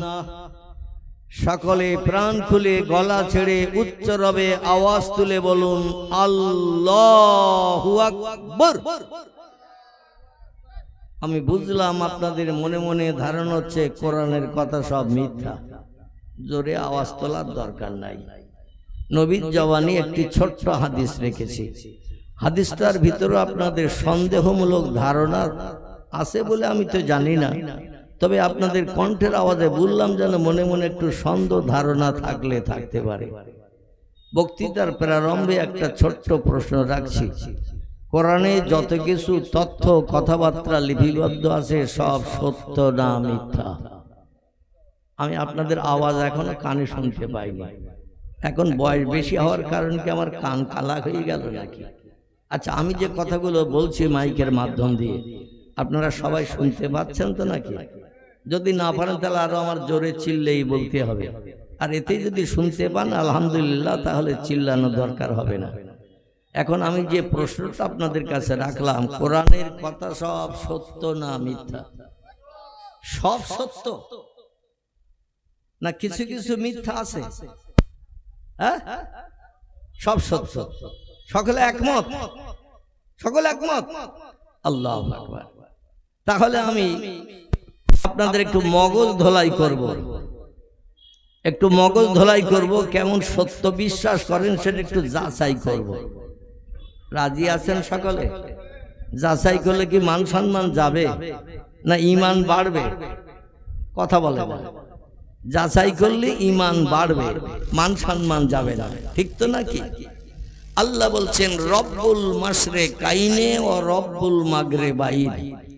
কোরআন পাকের 27 পারা, সূরাটির নাম হলো সূরাতুর রহমান। কি নাম বললাম? 27 পারা সূরা রহমান। এই সূরা রহমানের দ্বিতীয় রুকুতে আল্লাহ তথ্য কোট করেছেন রব্বুল মাশরিকাইন ও রব্বুল মাগরিবাইন। আপনারা একটু আগে বললেন কোরআনের কথা সব সত্য, আমিও আপনাদের সঙ্গে একমত। দূরে যারা আছেন একটু আমার কাছের দিকে আসেন ভাই, তাহলে আমার কিছু দিতে সুবিধা হবে। মানে ফাঁকা মাঠে গোল দেওয়া যায় না, এই জন্য একটু আমার কাছে, হ্যাঁ কাছের দিকে আসেন। আর এই পাশের দিকে যারা আছেন ওদিকে আড়ালে না থেকে আমি আপনাদের মুখ দেখি, আপনারা অধমের মুখ দেখেন। কোরআন হাদিসের বিজ্ঞ পণ্ডিত আলেমদের মুখ দেখলে লাভ না লস? আলেমদের মুখ দেখে আল্লাহ সগীরা গোনাগুলো মাফ করে দেয়। জোরে বলুন সুবহানাল্লাহ। এই জন্য আশেপাশে না থেকে সামনে বসার জায়গা যখন খুব সুন্দর জায়গা কর্তৃপক্ষরা বানিয়েছেন, আড়ালে না থেকে আমি অদম আমার সামনে একটু আসেন, তাহলে আমার দু কথা তাও দেখেছেন সাইটের দিকে যাচ্ছে। আচ্ছা, আমি কি বাঘটাক নাকি যে সামনে বসলে হালুম করে পড়বো আর বাঘের মতো ধরিয়ে নিয়ে খেয়ে ফেলবো, বিবি বিধবা হবে, সন্তান এতিম হবে? এরকম তথ্য কোনদিন পেয়েছেন আমার জলসায় যে হুজুরের সামনে বসলে ভয় আছে, হালুম করে বাঘের মতো পড়বে আর ধরিয়ে খেয়ে নেবে, পিঠে তুলে নিয়ে চলে যাবে, বউটা বিধবা হবে, ছেলেটা এতিম হবে, সারা জীবন আর আব্বারে পাবে না, স্ত্রী স্বামীরে পাবে না? এরাম আমার জলসায় কোনোদিন ঘটিয়েছে বলে মনে হয়? যদি ঘটে তাহলে এই প্যান্ডেলের বাইরে যে চেয়ার নিয়ে বসেন, অন্তত ভয় দূর হোক। আর যদি আপনারা বলেন যে কোনো জায়গায় ওয়াজ করতে যে হুজুরের জীবনে এরকম তত্ত্ব শুনিনি, তাহলে নিশ্চুপতা অবলম্বন করে চিন্তা মুক্ত হয়ে সামনে এসে বসেন। কি এতে আপনাদের কষ্ট হচ্ছে? কথায় আলহামদুলিল্লাহ। আমার ভাইরা, আল্লাহ পাক কোরআন পাকের 27 পারায় সূরা কোট করেছেন। সূরাটির নাম হলো সূরাতুর রহমান। হাসরের মাঠে আল্লাহ পাক জান্নাতীদের সঙ্গে যখন দেখা দেবেন, এখন এই পৃথিবীতে খুব ভালো করে শোনেন আমার কথাগুলো, এই পৃথিবীতে আমরা আল্লাহরে কেউ দেখতে পেয়েছি? আচ্ছা, আল্লাহরে দেখতে পাইনি, তাহলে আল্লাহ আছে না নেই? হ্যাঁ, দেখেননি, তাহলে বিশ্বাস করছেন কি করে? বিজ্ঞানীরা বলছে যেটা চোখে দেখি সেটা বিশ্বাস করি, যেটা চোখে দেখি না সেটা বিশ্বাসের জায়গায় আনি না। তাদের কাছে প্রশ্ন করা হলো, সব কি চোখে দেখতে পাওয়া যায়? বিজ্ঞানীরা বলল সব চোখে দেখতে পাওয়া যায় না বলে ওরা দূরবীন বানিয়েছে, দূরবীক্ষণ যন্ত্র বানিয়েছে, যে জিনিস চোখে কাছের কাছে দেখতে পাওয়া যায় না, ক্ষুদ্র গুঁড়ো নজরে আসে না, দূরবীনের কাজ আই গেলা চোখে লাগালে দূরের গুঁড়ো জিনিসটা কাছের কাছে বড় দেখায়। এর নাম হলো দূরবীন যন্ত্র। বোঝেন তো? মোটামুটি ছোট জিনিস বড় দেখায়। বিজ্ঞান বললো এই দূরবীন যন্ত্র বানিয়ে এই যে বসে আছে জলসায়, আমাদের চোখের সামনে হাজারো জীবাণু পয়জন ঘুরে বেড়াচ্ছে না? বেড়াচ্ছে না? চোখের সামনে হাজারো পয়জন জীবাণু ঘুরে বেড়াচ্ছে, যা আমাদের চোখে দেখতে পাই না। দূরবীক্ষণ যন্ত্র লাগালে সব ধরা পড়ে। হাজারো হাজার জীবাণু পয়জন সব সামনে ঘুরে বেড়াচ্ছে। এই জন্য ডাক্তারের নির্দেশ, তারা বলে মাস্ক মুখে লাগাও, নাক ঢাকো, যাতে তোমার ভিতরে কোনো নিঃশ্বাস টানলে পয়জন জীবাণু তোমার পেটের ভিতরে না ঢোকে। যাই হোক, কিন্তু মহান আল্লাহ পাক রব্বুল আলামিনকে এই পৃথিবীতে কেউ দেখতে পেয়েছেন? এর কথা বলে দেখতে পাইনি। কিন্তু আমি বলবো এই পৃথিবীতে দুইজন ব্যক্তি আল্লাহকে দেখার সুযোগ পেয়েছিলেন। জোরে বলুন সুবহানাল্লাহ। তাহলে আমি বলছি দুজন দেখার সুযোগ পেয়েছেন, আর আপনারা বললেন আল্লাহকে কেউ দেখতে পায়নি। এ বলেছেন তো নাকি? তাহলে আপনাদের তত্ত্বটা ভুল, আমার তত্ত্বটা সত্য হবে। আমি উদ্ধৃতি দিলে, একজন ব্যক্তির নাম সাইয়্যিদুল আম্বিয়া রাহমাতাল লিল আলামিন, খাতামান নাবিয়্যিন, শাফিউল মুজনাবিন, রাহিতুল আশিকিন, মুরাদুল মুস্তাকিন, সিরাজুস সালিকিন, মিসবাহুল মুকাররাবিন, জাদ্দুল হাসান আল হুসাইন আবিল কাসিম, যার মধুর নাম আল্লাহ নিজেই পছন্দ করে রেখেছিলেন। সন্তান প্রসবের পরপরই জান্নাতি ধাত্রীদের বলে দিয়েছিলেন, বাচ্চা হলে নামটা তার মায়ের কাছে বলে আসবে, বাচ্চার নাম কি রাখা হবে। এই লোকটার নাম কি একটু বলতে পারবেন কেউ? আমার পিছন থেকে আমার ভাই একটা উত্তর দিয়েছে, আপনাদের কণ্ঠের আওয়াজ এখনো পাইনি, কারণ আপনারা আমার সামনে বসা। আপনারা কেউ বলতে পারবেন লোকটার নাম কি? কি শুধু মোহাম্মদ বললে হবে না? রাসূল বলছেন, আমার নাম যদি কোনো আমার উম্মত কানে শোনে, সঙ্গে সঙ্গে যে লোকটি সাল্লাল্লাহু আলাইহি ওয়াসাল্লাম বলল না, তার মতো কুঞ্জস বখিল কৃপণ ব্যক্তি পৃথিবীতে আর দুজন নাই। জোরে বলুন একটু সুবহানাল্লাহ। আর রাসূল বলছেন যে আমার নাম শুনে কৃপণতা করবে, বখিলতা করবে, কঞ্জুসতা করবে, সাল্লাল্লাহু আলাইহি ওয়াসাল্লাম বলল না, ফালাইসা মিন্নি মিন ইয়াউমিল কিয়ামাত, হাসরের মাঠে যেদিন বাপ ছেলের হবে না, ছেলে বাপের হবে না, মা মেয়ের হবে না, মেয়ে মায়ের হবে না, ভাই বোনের হবে না, বোন ভাইয়ের হবে না, বন্ধু বান্ধব কেউ কারো দিকে এক পলকে ফিরেও তাকাবে না। সেদিন আমি মুহাম্মদুর রাসূলুল্লাহ, ও লোকটা যদি জাহান্নামের অধিবাসী হয়, আমল কালাম খারাপ করে যাওয়ার কারণে, মদ খাওয়ার কারণে, সুদ খাওয়ার কারণে, ব্যভিচারী করার কারণে, গরিব এতিমের হক ফাঁক দিয়ে খাওয়ার কারণে, মানুষের অর্থ আত্মসাৎ করার কারণে, কোনো ব্যক্তির প্রাণ নাশ করে তার বিবি বাচ্চার বিধবা এতিম বানানোর কারণে, পৃথিবীতে খারাপ কাজগুলো করার কারণে যে লোকটির ঠিকানা হবে জাহান্নাম। ঠিকানা কি হবে? মদ যদি কেউ খায়, সুদের ব্যবসা যদি কেউ করে, গরিব এতিমের হক যদি কেউ ফাঁকি দিয়ে খায়, কোনো ব্যক্তির প্রাণ নাশ করে অর্থ আত্মসাতের জন্য, বিবি বাচ্চারে বিধবা এতিম বানায়, গরিব এতিমের হক ফাঁকি দিয়ে খায়। জায়গা জমি অনেক সময় গরিব এতিম তার আহা বলার কেউ নাই, জায়গা জমি কিছু বাপ রেখে গিয়েছিল, কিন্তু তাতে আর বাচ্চাদের অধিকার দেয় না। এদিকে অবশ্য এরকম হয় না, বোধহয় হয়। আল্লাহু আকবার। সুযোগ পেলেই সদ্ব্যবহার। এই কাজগুলো কি ভালো কাজ না খারাপ কাজ?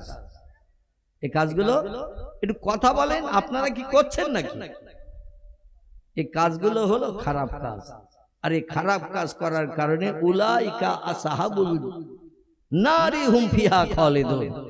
আল্লাহ বলছেন এই খারাপ কাজগুলো করার কারণে তারা হবে জাহান্নামের ইন্ধন, জাহান্নামের কাঠ হবে। আর যুগ যুগ যুগ যুগ যুগ যুগ ধরে তাদের জাহান্নামের আগুনে দগ্ধ করা হবে, পুড়ানো হবে।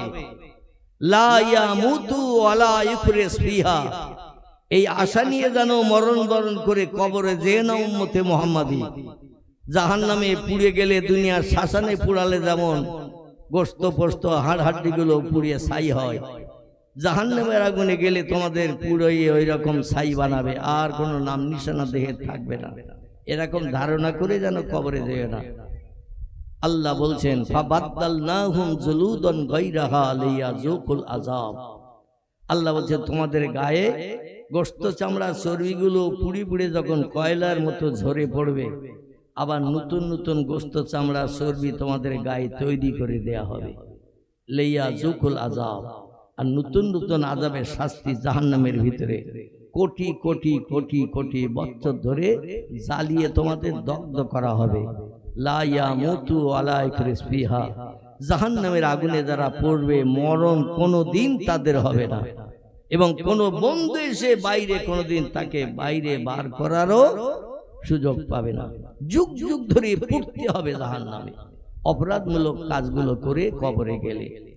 কিন্তু পয়গম্বর বলছেন যে লোকটি অপরাধমূলক কাজগুলো করে জাহান্নামী হলো আর যুগ যুগ ধরে জাহান্নামের আগুনে দগ্ধ হতে শুরু করলো, কেউ তার খোঁজ খবরও নেয় না, তার উপকারের চিন্তাও মগজে কেউ করে না।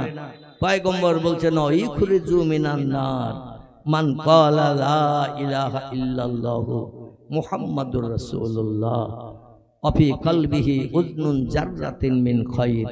রাওয়াহু মুসলিম। সহিহ মুসলিম শরীফের হাদিস।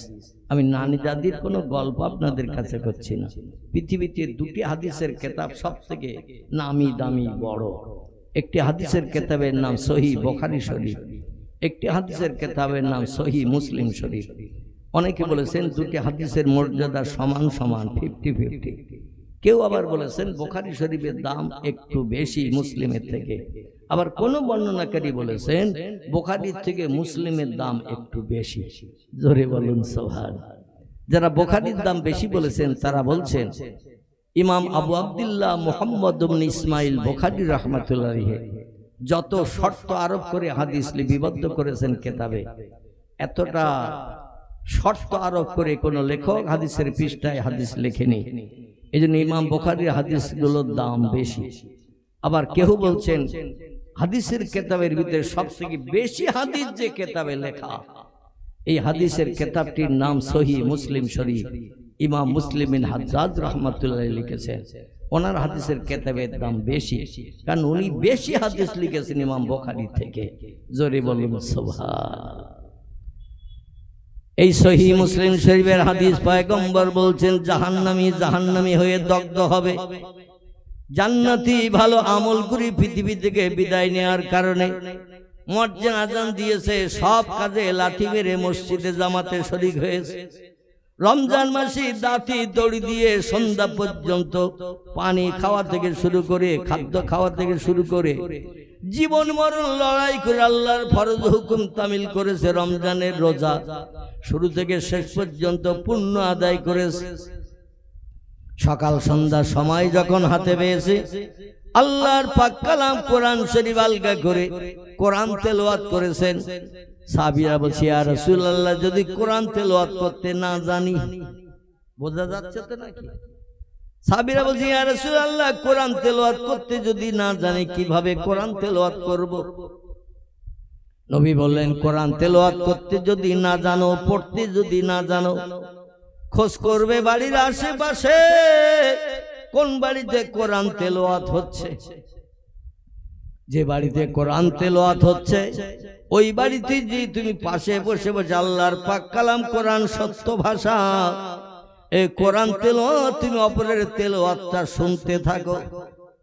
যে লোকটা তেলাওয়াত করবে সে যতটা সওয়াবের অধিকারী হবে, আর তুমি সময় দিয়ে পাশে বসে বসে যদি শুনতে পারো, আল্লাহ ততটা সওয়াবের অধিকারী তোমাকেও বানিয়ে দেবে। পয়গম্বরের সাহাবীরা মসজিদে নববীতে বলছেন, ইয়া রাসূলুল্লাহ, পাশের আশেপাশের বাড়িতে যদি কোনো কোরআন তেলাওয়াতকারী না পাই, আমি তো পড়তে জানি না, আর আশেপাশের কোনো বাড়িতে যদি কোরআন তেলাওয়াতকারী না পাই, তাহলে সকাল সন্ধ্যা আল্লাহর সত্য ধর্মগ্রন্থ পাক কালাম কোরআন তেলাওয়াতের সুযোগ কি করে পাবো, শোনার সুযোগ কি করে পাবো? নবী বললেন, শোনো, তুমি যদি নিজে পড়তে না জানো, আশেপাশে কোনো ব্যক্তির কোরআন তেলাওয়াত করা যদি কানে শুনতে না পাও, তাহলে তুমি ওযু করে পবিত্রতা অবলম্বন করে আল্লাহর পাক কালাম কোরআন নিয়ে আলগা করে তোমার এই শাহাদাত আঙ্গুলিটা দিয়ে তুমি কোরআনের উপরে আঙ্গুলটা শুধু অক্ষরগুলোর উপরে বোলাতে থাকো। একটু জোরে বলা যাবে না সুবহানাল্লাহ? তোমার শাহাদাত আঙ্গুলিটা ওই কোরআন উপরে অক্ষরের উপরে বোলাতে থাকো। যে লোকটি তেলাওয়াত করে সে যতটা সওয়াব পাবে আল্লাহর পাক কালাম কোরআনের উপরে, তোমার শাহাদাত আঙ্গুলিটা দিয়ে অক্ষরের উপরে যদি তুমি বোলাতে থাকো, তুমি ততটা সওয়াবের অধিকারী হবে। নারে তাকবীর! তাহলে লাভ থেকে আমরা ইচ্ছা করলে বঞ্চিত হব না লাভবান হব? যদি আমরা সুযোগের সদ্ব্যবহার করি, আমরা আল্লাহর রহমত করুণা থেকে বঞ্চিত হব না লাভবান হব? দুর্ভাগ্য, চায়ের দোকানে বসে থাকি, চোখ দুটো এক পলকে একটু মুটকিও মারি না, কারণ অধিকাংশ চায়ের দোকানে টেলিভিশন যন্ত্র আছে না নাই? তো আগের থেকে বোধহয় একটু কম হয়ে গেছে, কারণ আগের থেকে এখন দোকানে টেলিভিশন খুব বেশি আর রাখার দরকার হয় না। টেলিভিশন মেশিন আগে এতটা চওড়া, এতটা উঁচু, দোকানে শোকেসের উপরে রাখা হতো, আর বেঞ্চিতে চেয়ারে খরিদ্দাররা বসে থাকতো, মুখটা একটু উঁচু করলে দেখতে পেত ন্যাংটা নারীর নাচ ডান্স, ন্যাংটা পুরুষের অঙ্গি ভঙ্গি, এই সমস্তগুলো দেখার জন্য অনেক ব্যক্তি চার দোকানে যেয়ে বসে থাকতো। ঠিক বললাম না ভুল বললাম? মাঝে মাঝে এক কাপ করে গরম চা খাবো, আর ন্যাংটা নারী ন্যাংটা পুরুষের নাচ ডান্স অঙ্গি ভঙ্গি আমরা দেখব। এখন বিজ্ঞানীরা প্রযুক্তির যুগে ওই বড় মেশিন এখন ছোট করে বানিয়ে দিয়েছে। টেলিভিশন আর কি নাম, কি কি নাম বললি তুই? হ্যাঁ ঠিক বলেছ আপনি, ওরে বন্ধ করবেন না, আপনারা তো মুখ খুলবেন না। আর ও বাচ্চা মানুষ, ওর এখন প্রেস্টিজ টেস্টিজ হয়নি, মান সম্মান যাবে না, এই জন্য ও বলতেছে, আপনি বারণ করতেছেন কেন? ও তো সঠিক তথ্যটাই বলে দিচ্ছে। এখন টেলিভিশন যন্ত্র অনেক বাড়ি থেকে এখন সব পুকুরে পড়ে গেছে, মানে টেলিভিশনের আর দরকার নাই। আগে ছিল শোকেসের উপরে, এখন সেই টেলিভিশন মেশিন এখন পকেটের ভিতরে ঢুকে গেছে, যার ইংরেজি নাম হলো টাচ মেশিন। কি মেশিন বলো? একটু কথা বলেন, নাহলে বাচ্চার বলতে দেন। টাচ মেশিন তুই বল। চাচা দাদার এখন প্রেস্টিজ, আত্মসম্মান, মর্যাদা বেড়ে গেছে, 55, 60, 62 বছর বয়স হয়ে গেছে, তোর এখন বয়স কম, 7-8 বছর 10 বছর বয়স। তুই যখন বুড়ো হবি তখন আর বলতে হবে না, তখন চুপ করে থাকবি। এখন একটু বল, আল্লাহ ফেরেশতারা এখানে এসেছে না আসেনি? আমরা লোকজন কম, কিন্তু ফেরেশতা কি এখানে কম? যেখানে কোরআন হাদিসের মজলিস হয়, লক্ষ লক্ষ ফেরেশতারা সেখানে হাজির হয়ে যায়, আর বান্দাদের ফটোগ্রাফ করে নিয়ে আল্লাহর দরবারে, এই ফটোগ্রাফটা আল্লাহর দরবারে দেখিয়ে দেয়। আল্লাহ বলে, ফেরেশতারা দুনিয়ার বিবির মায়া ছেড়ে, সন্তানের মায়া ছেড়ে, ব্যবসার মায়া ছেড়ে দোকানের শাটার টেনে দিয়ে ঝাঁপ লাগিয়ে দিয়ে আমার কোরআনের আলোচনা শোনার জন্য, পয়গম্বরী জবানি সত্য কথা শোনার জন্য মজলিসে এসে যারা বসে গেছে, ওদের একটু ফটোগ্রাফ করে নেই। 2-4 ঘন্টা ধরে দুনিয়ার ব্যবসা বাণিজ্য পরিত্যাগ করে, খাওয়া দাওয়া ছেড়ে আমার বেহেশতের বাগানের মজলিসে সৌন্দর্য যারা রক্ষা করলো এদের ফটোগ্রাফ করে আমার কাছে দে। আর হাসরের মাঠে যদি জাহান্নামী হয়ে যায় সেদিন এই ফটোগ্রাফটা আমার কাছে একটু তুলে ধরবে। আমার কোরআনের ইজ্জত দিয়েছিল, নবীর জবানে হাদিসের ইজ্জত দিয়েছিল, মজলিসে সৌন্দর্য রক্ষা করেছিল, ভালো জায়গার সম্মান দিয়েছিল। আমি আল্লাহ ওই কারণে জাহান্নামী অপরাধী বান্দা হওয়া সত্ত্বেও আমি তাকে জান্নাত হালাল বানিয়ে দিলাম। নারে তাকবীর। তাহলে এই মজলিসে বসা লাভ না লস? লাভ। কিন্তু আমরা বসি না। আমরা অনেকে আসি চায়ের দোকানে, বেলুন ফুটিয়েছে যেখানে সেখানে, পেঁয়াজু ফুলি পাপড় ফুচকা আছে যেখানে সেইখানে যে একটু ঘুরিয়ে ঘুরিয়ে এই পাঁচিল পার হয়ে এই জলসার এরিয়ার ভিতরে অনেকে আসে না। ঠিক বললাম না ভুল বললাম? বাড়ির থেকে জলসা উপলক্ষে আসে, কিন্তু এই রাস্তায় দোকানের আশেপাশে ঘুরিয়ে লাল হলুদের সঙ্গে একটু মুস্কি হাসি কথাবার্তা সেরিয়ে আর যদি ফোন নম্বরটা একবার পেয়ে যায় 100% তার মগজের দুশ্চিন্তা দূর হয়ে যাবে ইনশাল্লাহ। যদি একবার ফোন নম্বর পেয়ে যায়, লাল হলুদের ফোন নম্বর, বাড়ি যেয়ে কম্বল মুড়ি দিয়ে অ্যাকশন চালাবে, যাতে বাপও দেখতে না পায় মাও দেখতে না পায়। কথাটা টক টক লাগবে নাকি? এই ক্যাপসেল ওষুধ দেখেছেন? ক্যাপসেল ক্যাপসেল মাঝে মাঝে ডাক্তাররা প্রেসক্রিপশন লিখে দেয়, ক্যাপসেল কভার করা, দেখেছেন না দেখেননি? কভার করা ক্যাপসেল, ওর ভিতরে গুঁড়ো ওষুধ আছে হলুদ মার্কা। ক্যাপসেলের ভিতরে গুঁড়ো ওষুধ আছে হলুদ মার্কা। এই ওষুধটা চিনির মতো মিষ্টি তো নাকি ক্যাপসেলের ভিতরে? তো সেকে দেখেছিস কোনোদিন? আল্লাহু আকবার, সেকে দেখেছে। ও যেটা বলছে আমিও সেটাই বলতাম। ওর ভিতরে ওই যে গুঁড়ো ওষুধ ভরা রয়েছে, ওগুলো এত তিতো, যদি একবার আপনি জিভে লাগান 2-3 দিন ওই তিতো আপনার জিভ থেকে যাবে না। এই কারণে ওই ক্যাপসুলের কভারের ভিতরে ঢুকিয়ে দিয়েছে। কভার সমেত গিলে খা, পেটে দিয়ে কভার ফেটে যাবে, ওষুধে তোর কাজ হবে। ঠিক না ভুল? কোরআন হাদিসের কথাগুলো বর্তমানে কিছু মানুষের কাছে ক্যাপসুলের মতো এইরকম তিতো লাগবে। তবে তিতো ওষুধ খেলে পরবর্তীতে লাভ হয় না লস হয়? রোগ সারে না সারে না? রোগ সারে। কিছু করার নাই, কিছু বলার নাই। ক্যাপসুল স্বরূপ কিছু তথ্য আপনাদের কাছে পরিবেশন করব ইনশাআল্লাহ।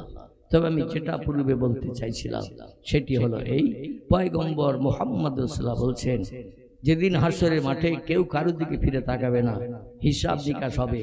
ওয়াকিমুল ওয়াজনা বিল কিসতি ওয়ালা তুকসিরুল মিজান। সেদিন ন্যায়ের তুলাদণ্ডে বিচার হবে, বান্দা বান্দি সবাই। মেয়েরা ছাড় পাবে, ছেলেরা বিপদে পড়বে এমনটা না। ছেলেরাও বিপদে পড়বে, মেয়েরাও বিপদে পড়বে।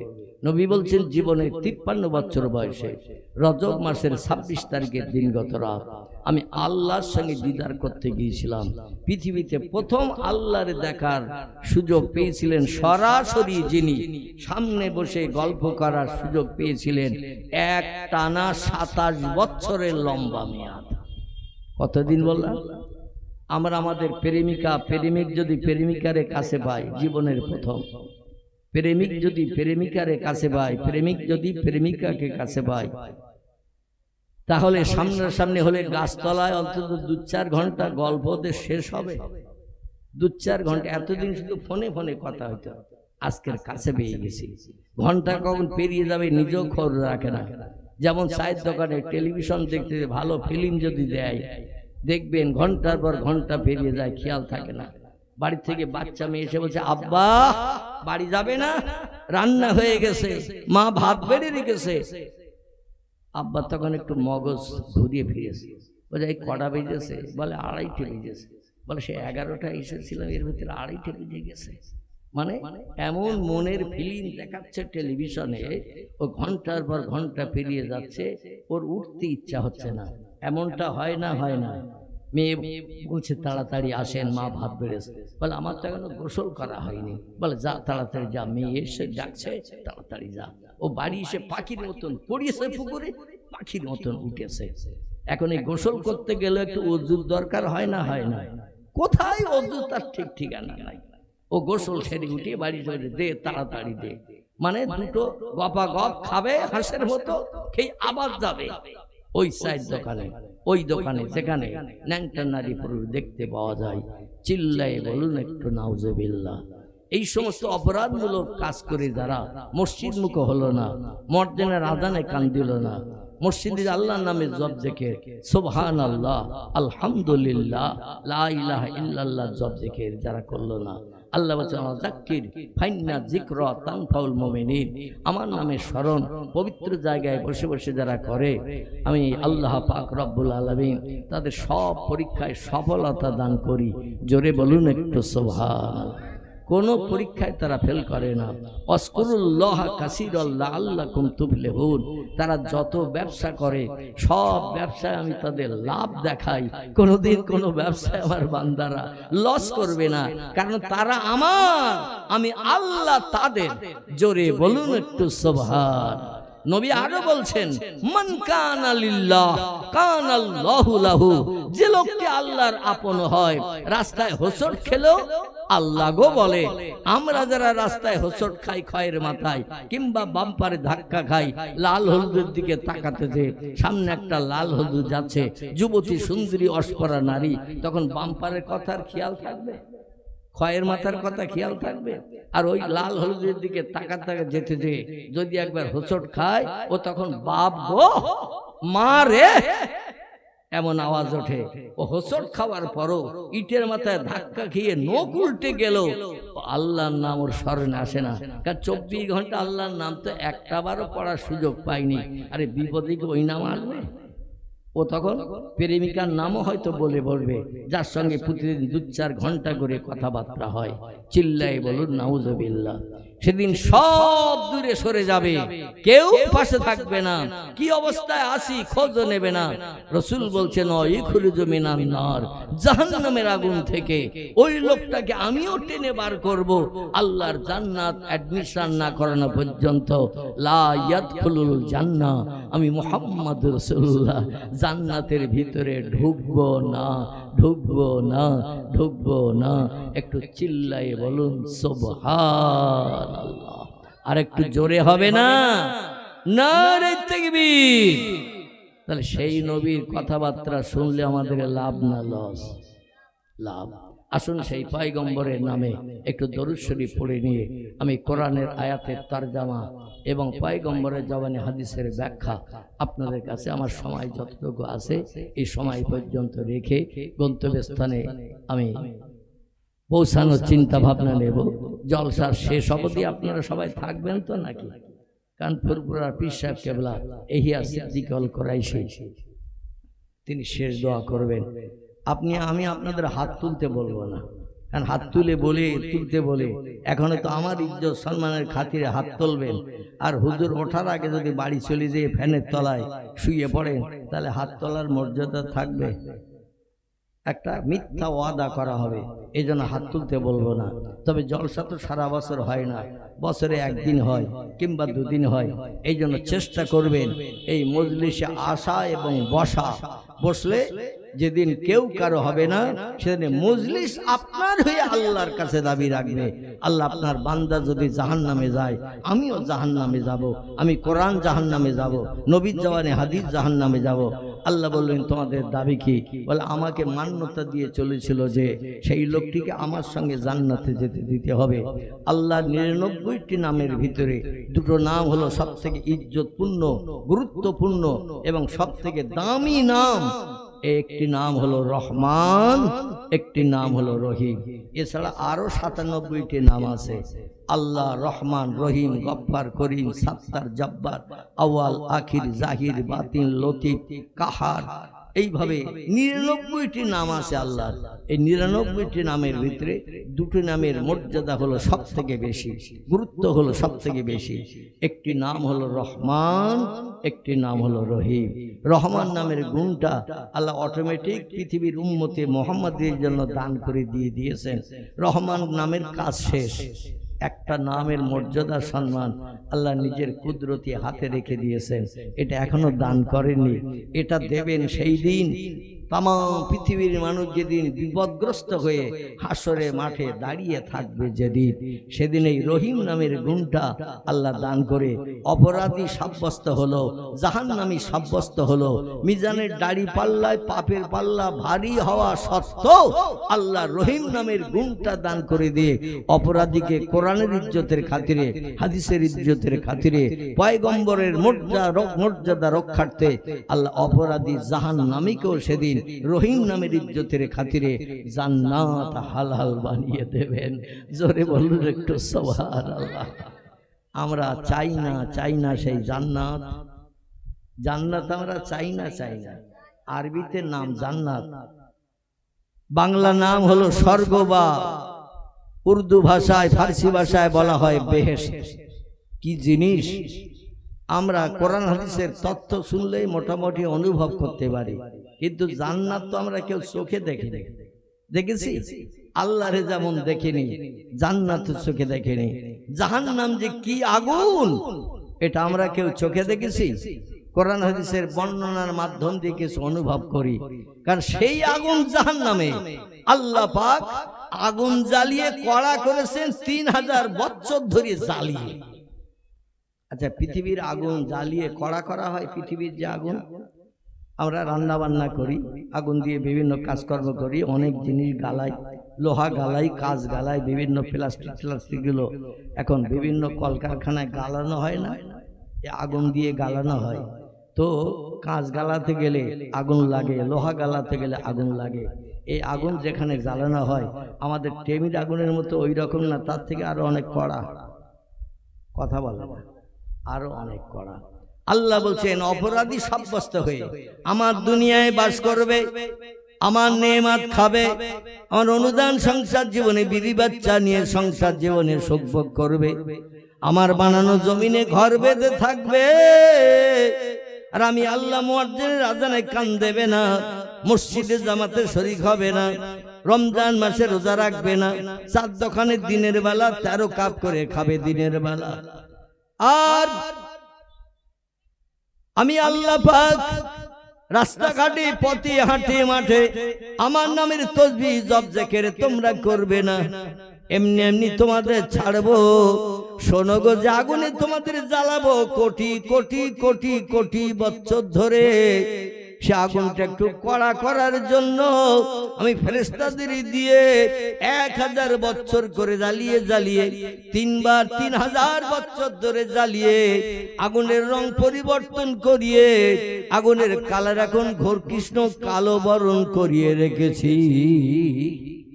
দুনিয়ায় যে আগুন দেখি, এই আগুনের রং কেমন? কালার লাল। আল্লাহ বলছেন এই আগুন জ্বালাও আরো গাঢ় করার জন্য। আচ্ছা, আমাদের দেশে খেজুরের রস জ্বালিয়ে গুড় করা হয় না? আপনাদের দেশে তালের রস জ্বালিয়ে অনেকে গুড় করে না? বাবুরহাটও মাঝে মাঝে বিক্রি করতে না যায় না? রসের কালার আর গুড়ের কালার একরকম। রস জ্বালালে গুড় হয়, এই জন্য রসের কালার আলাদা, গুড়ের কালার আলাদা। আল্লাহ বলছেন অপরাধীদের জ্বালানোর জন্য আমি 1000 বছর করে 3বার ফেরেশতাদের দিয়ে জ্বালিয়ে কড়া করেছি।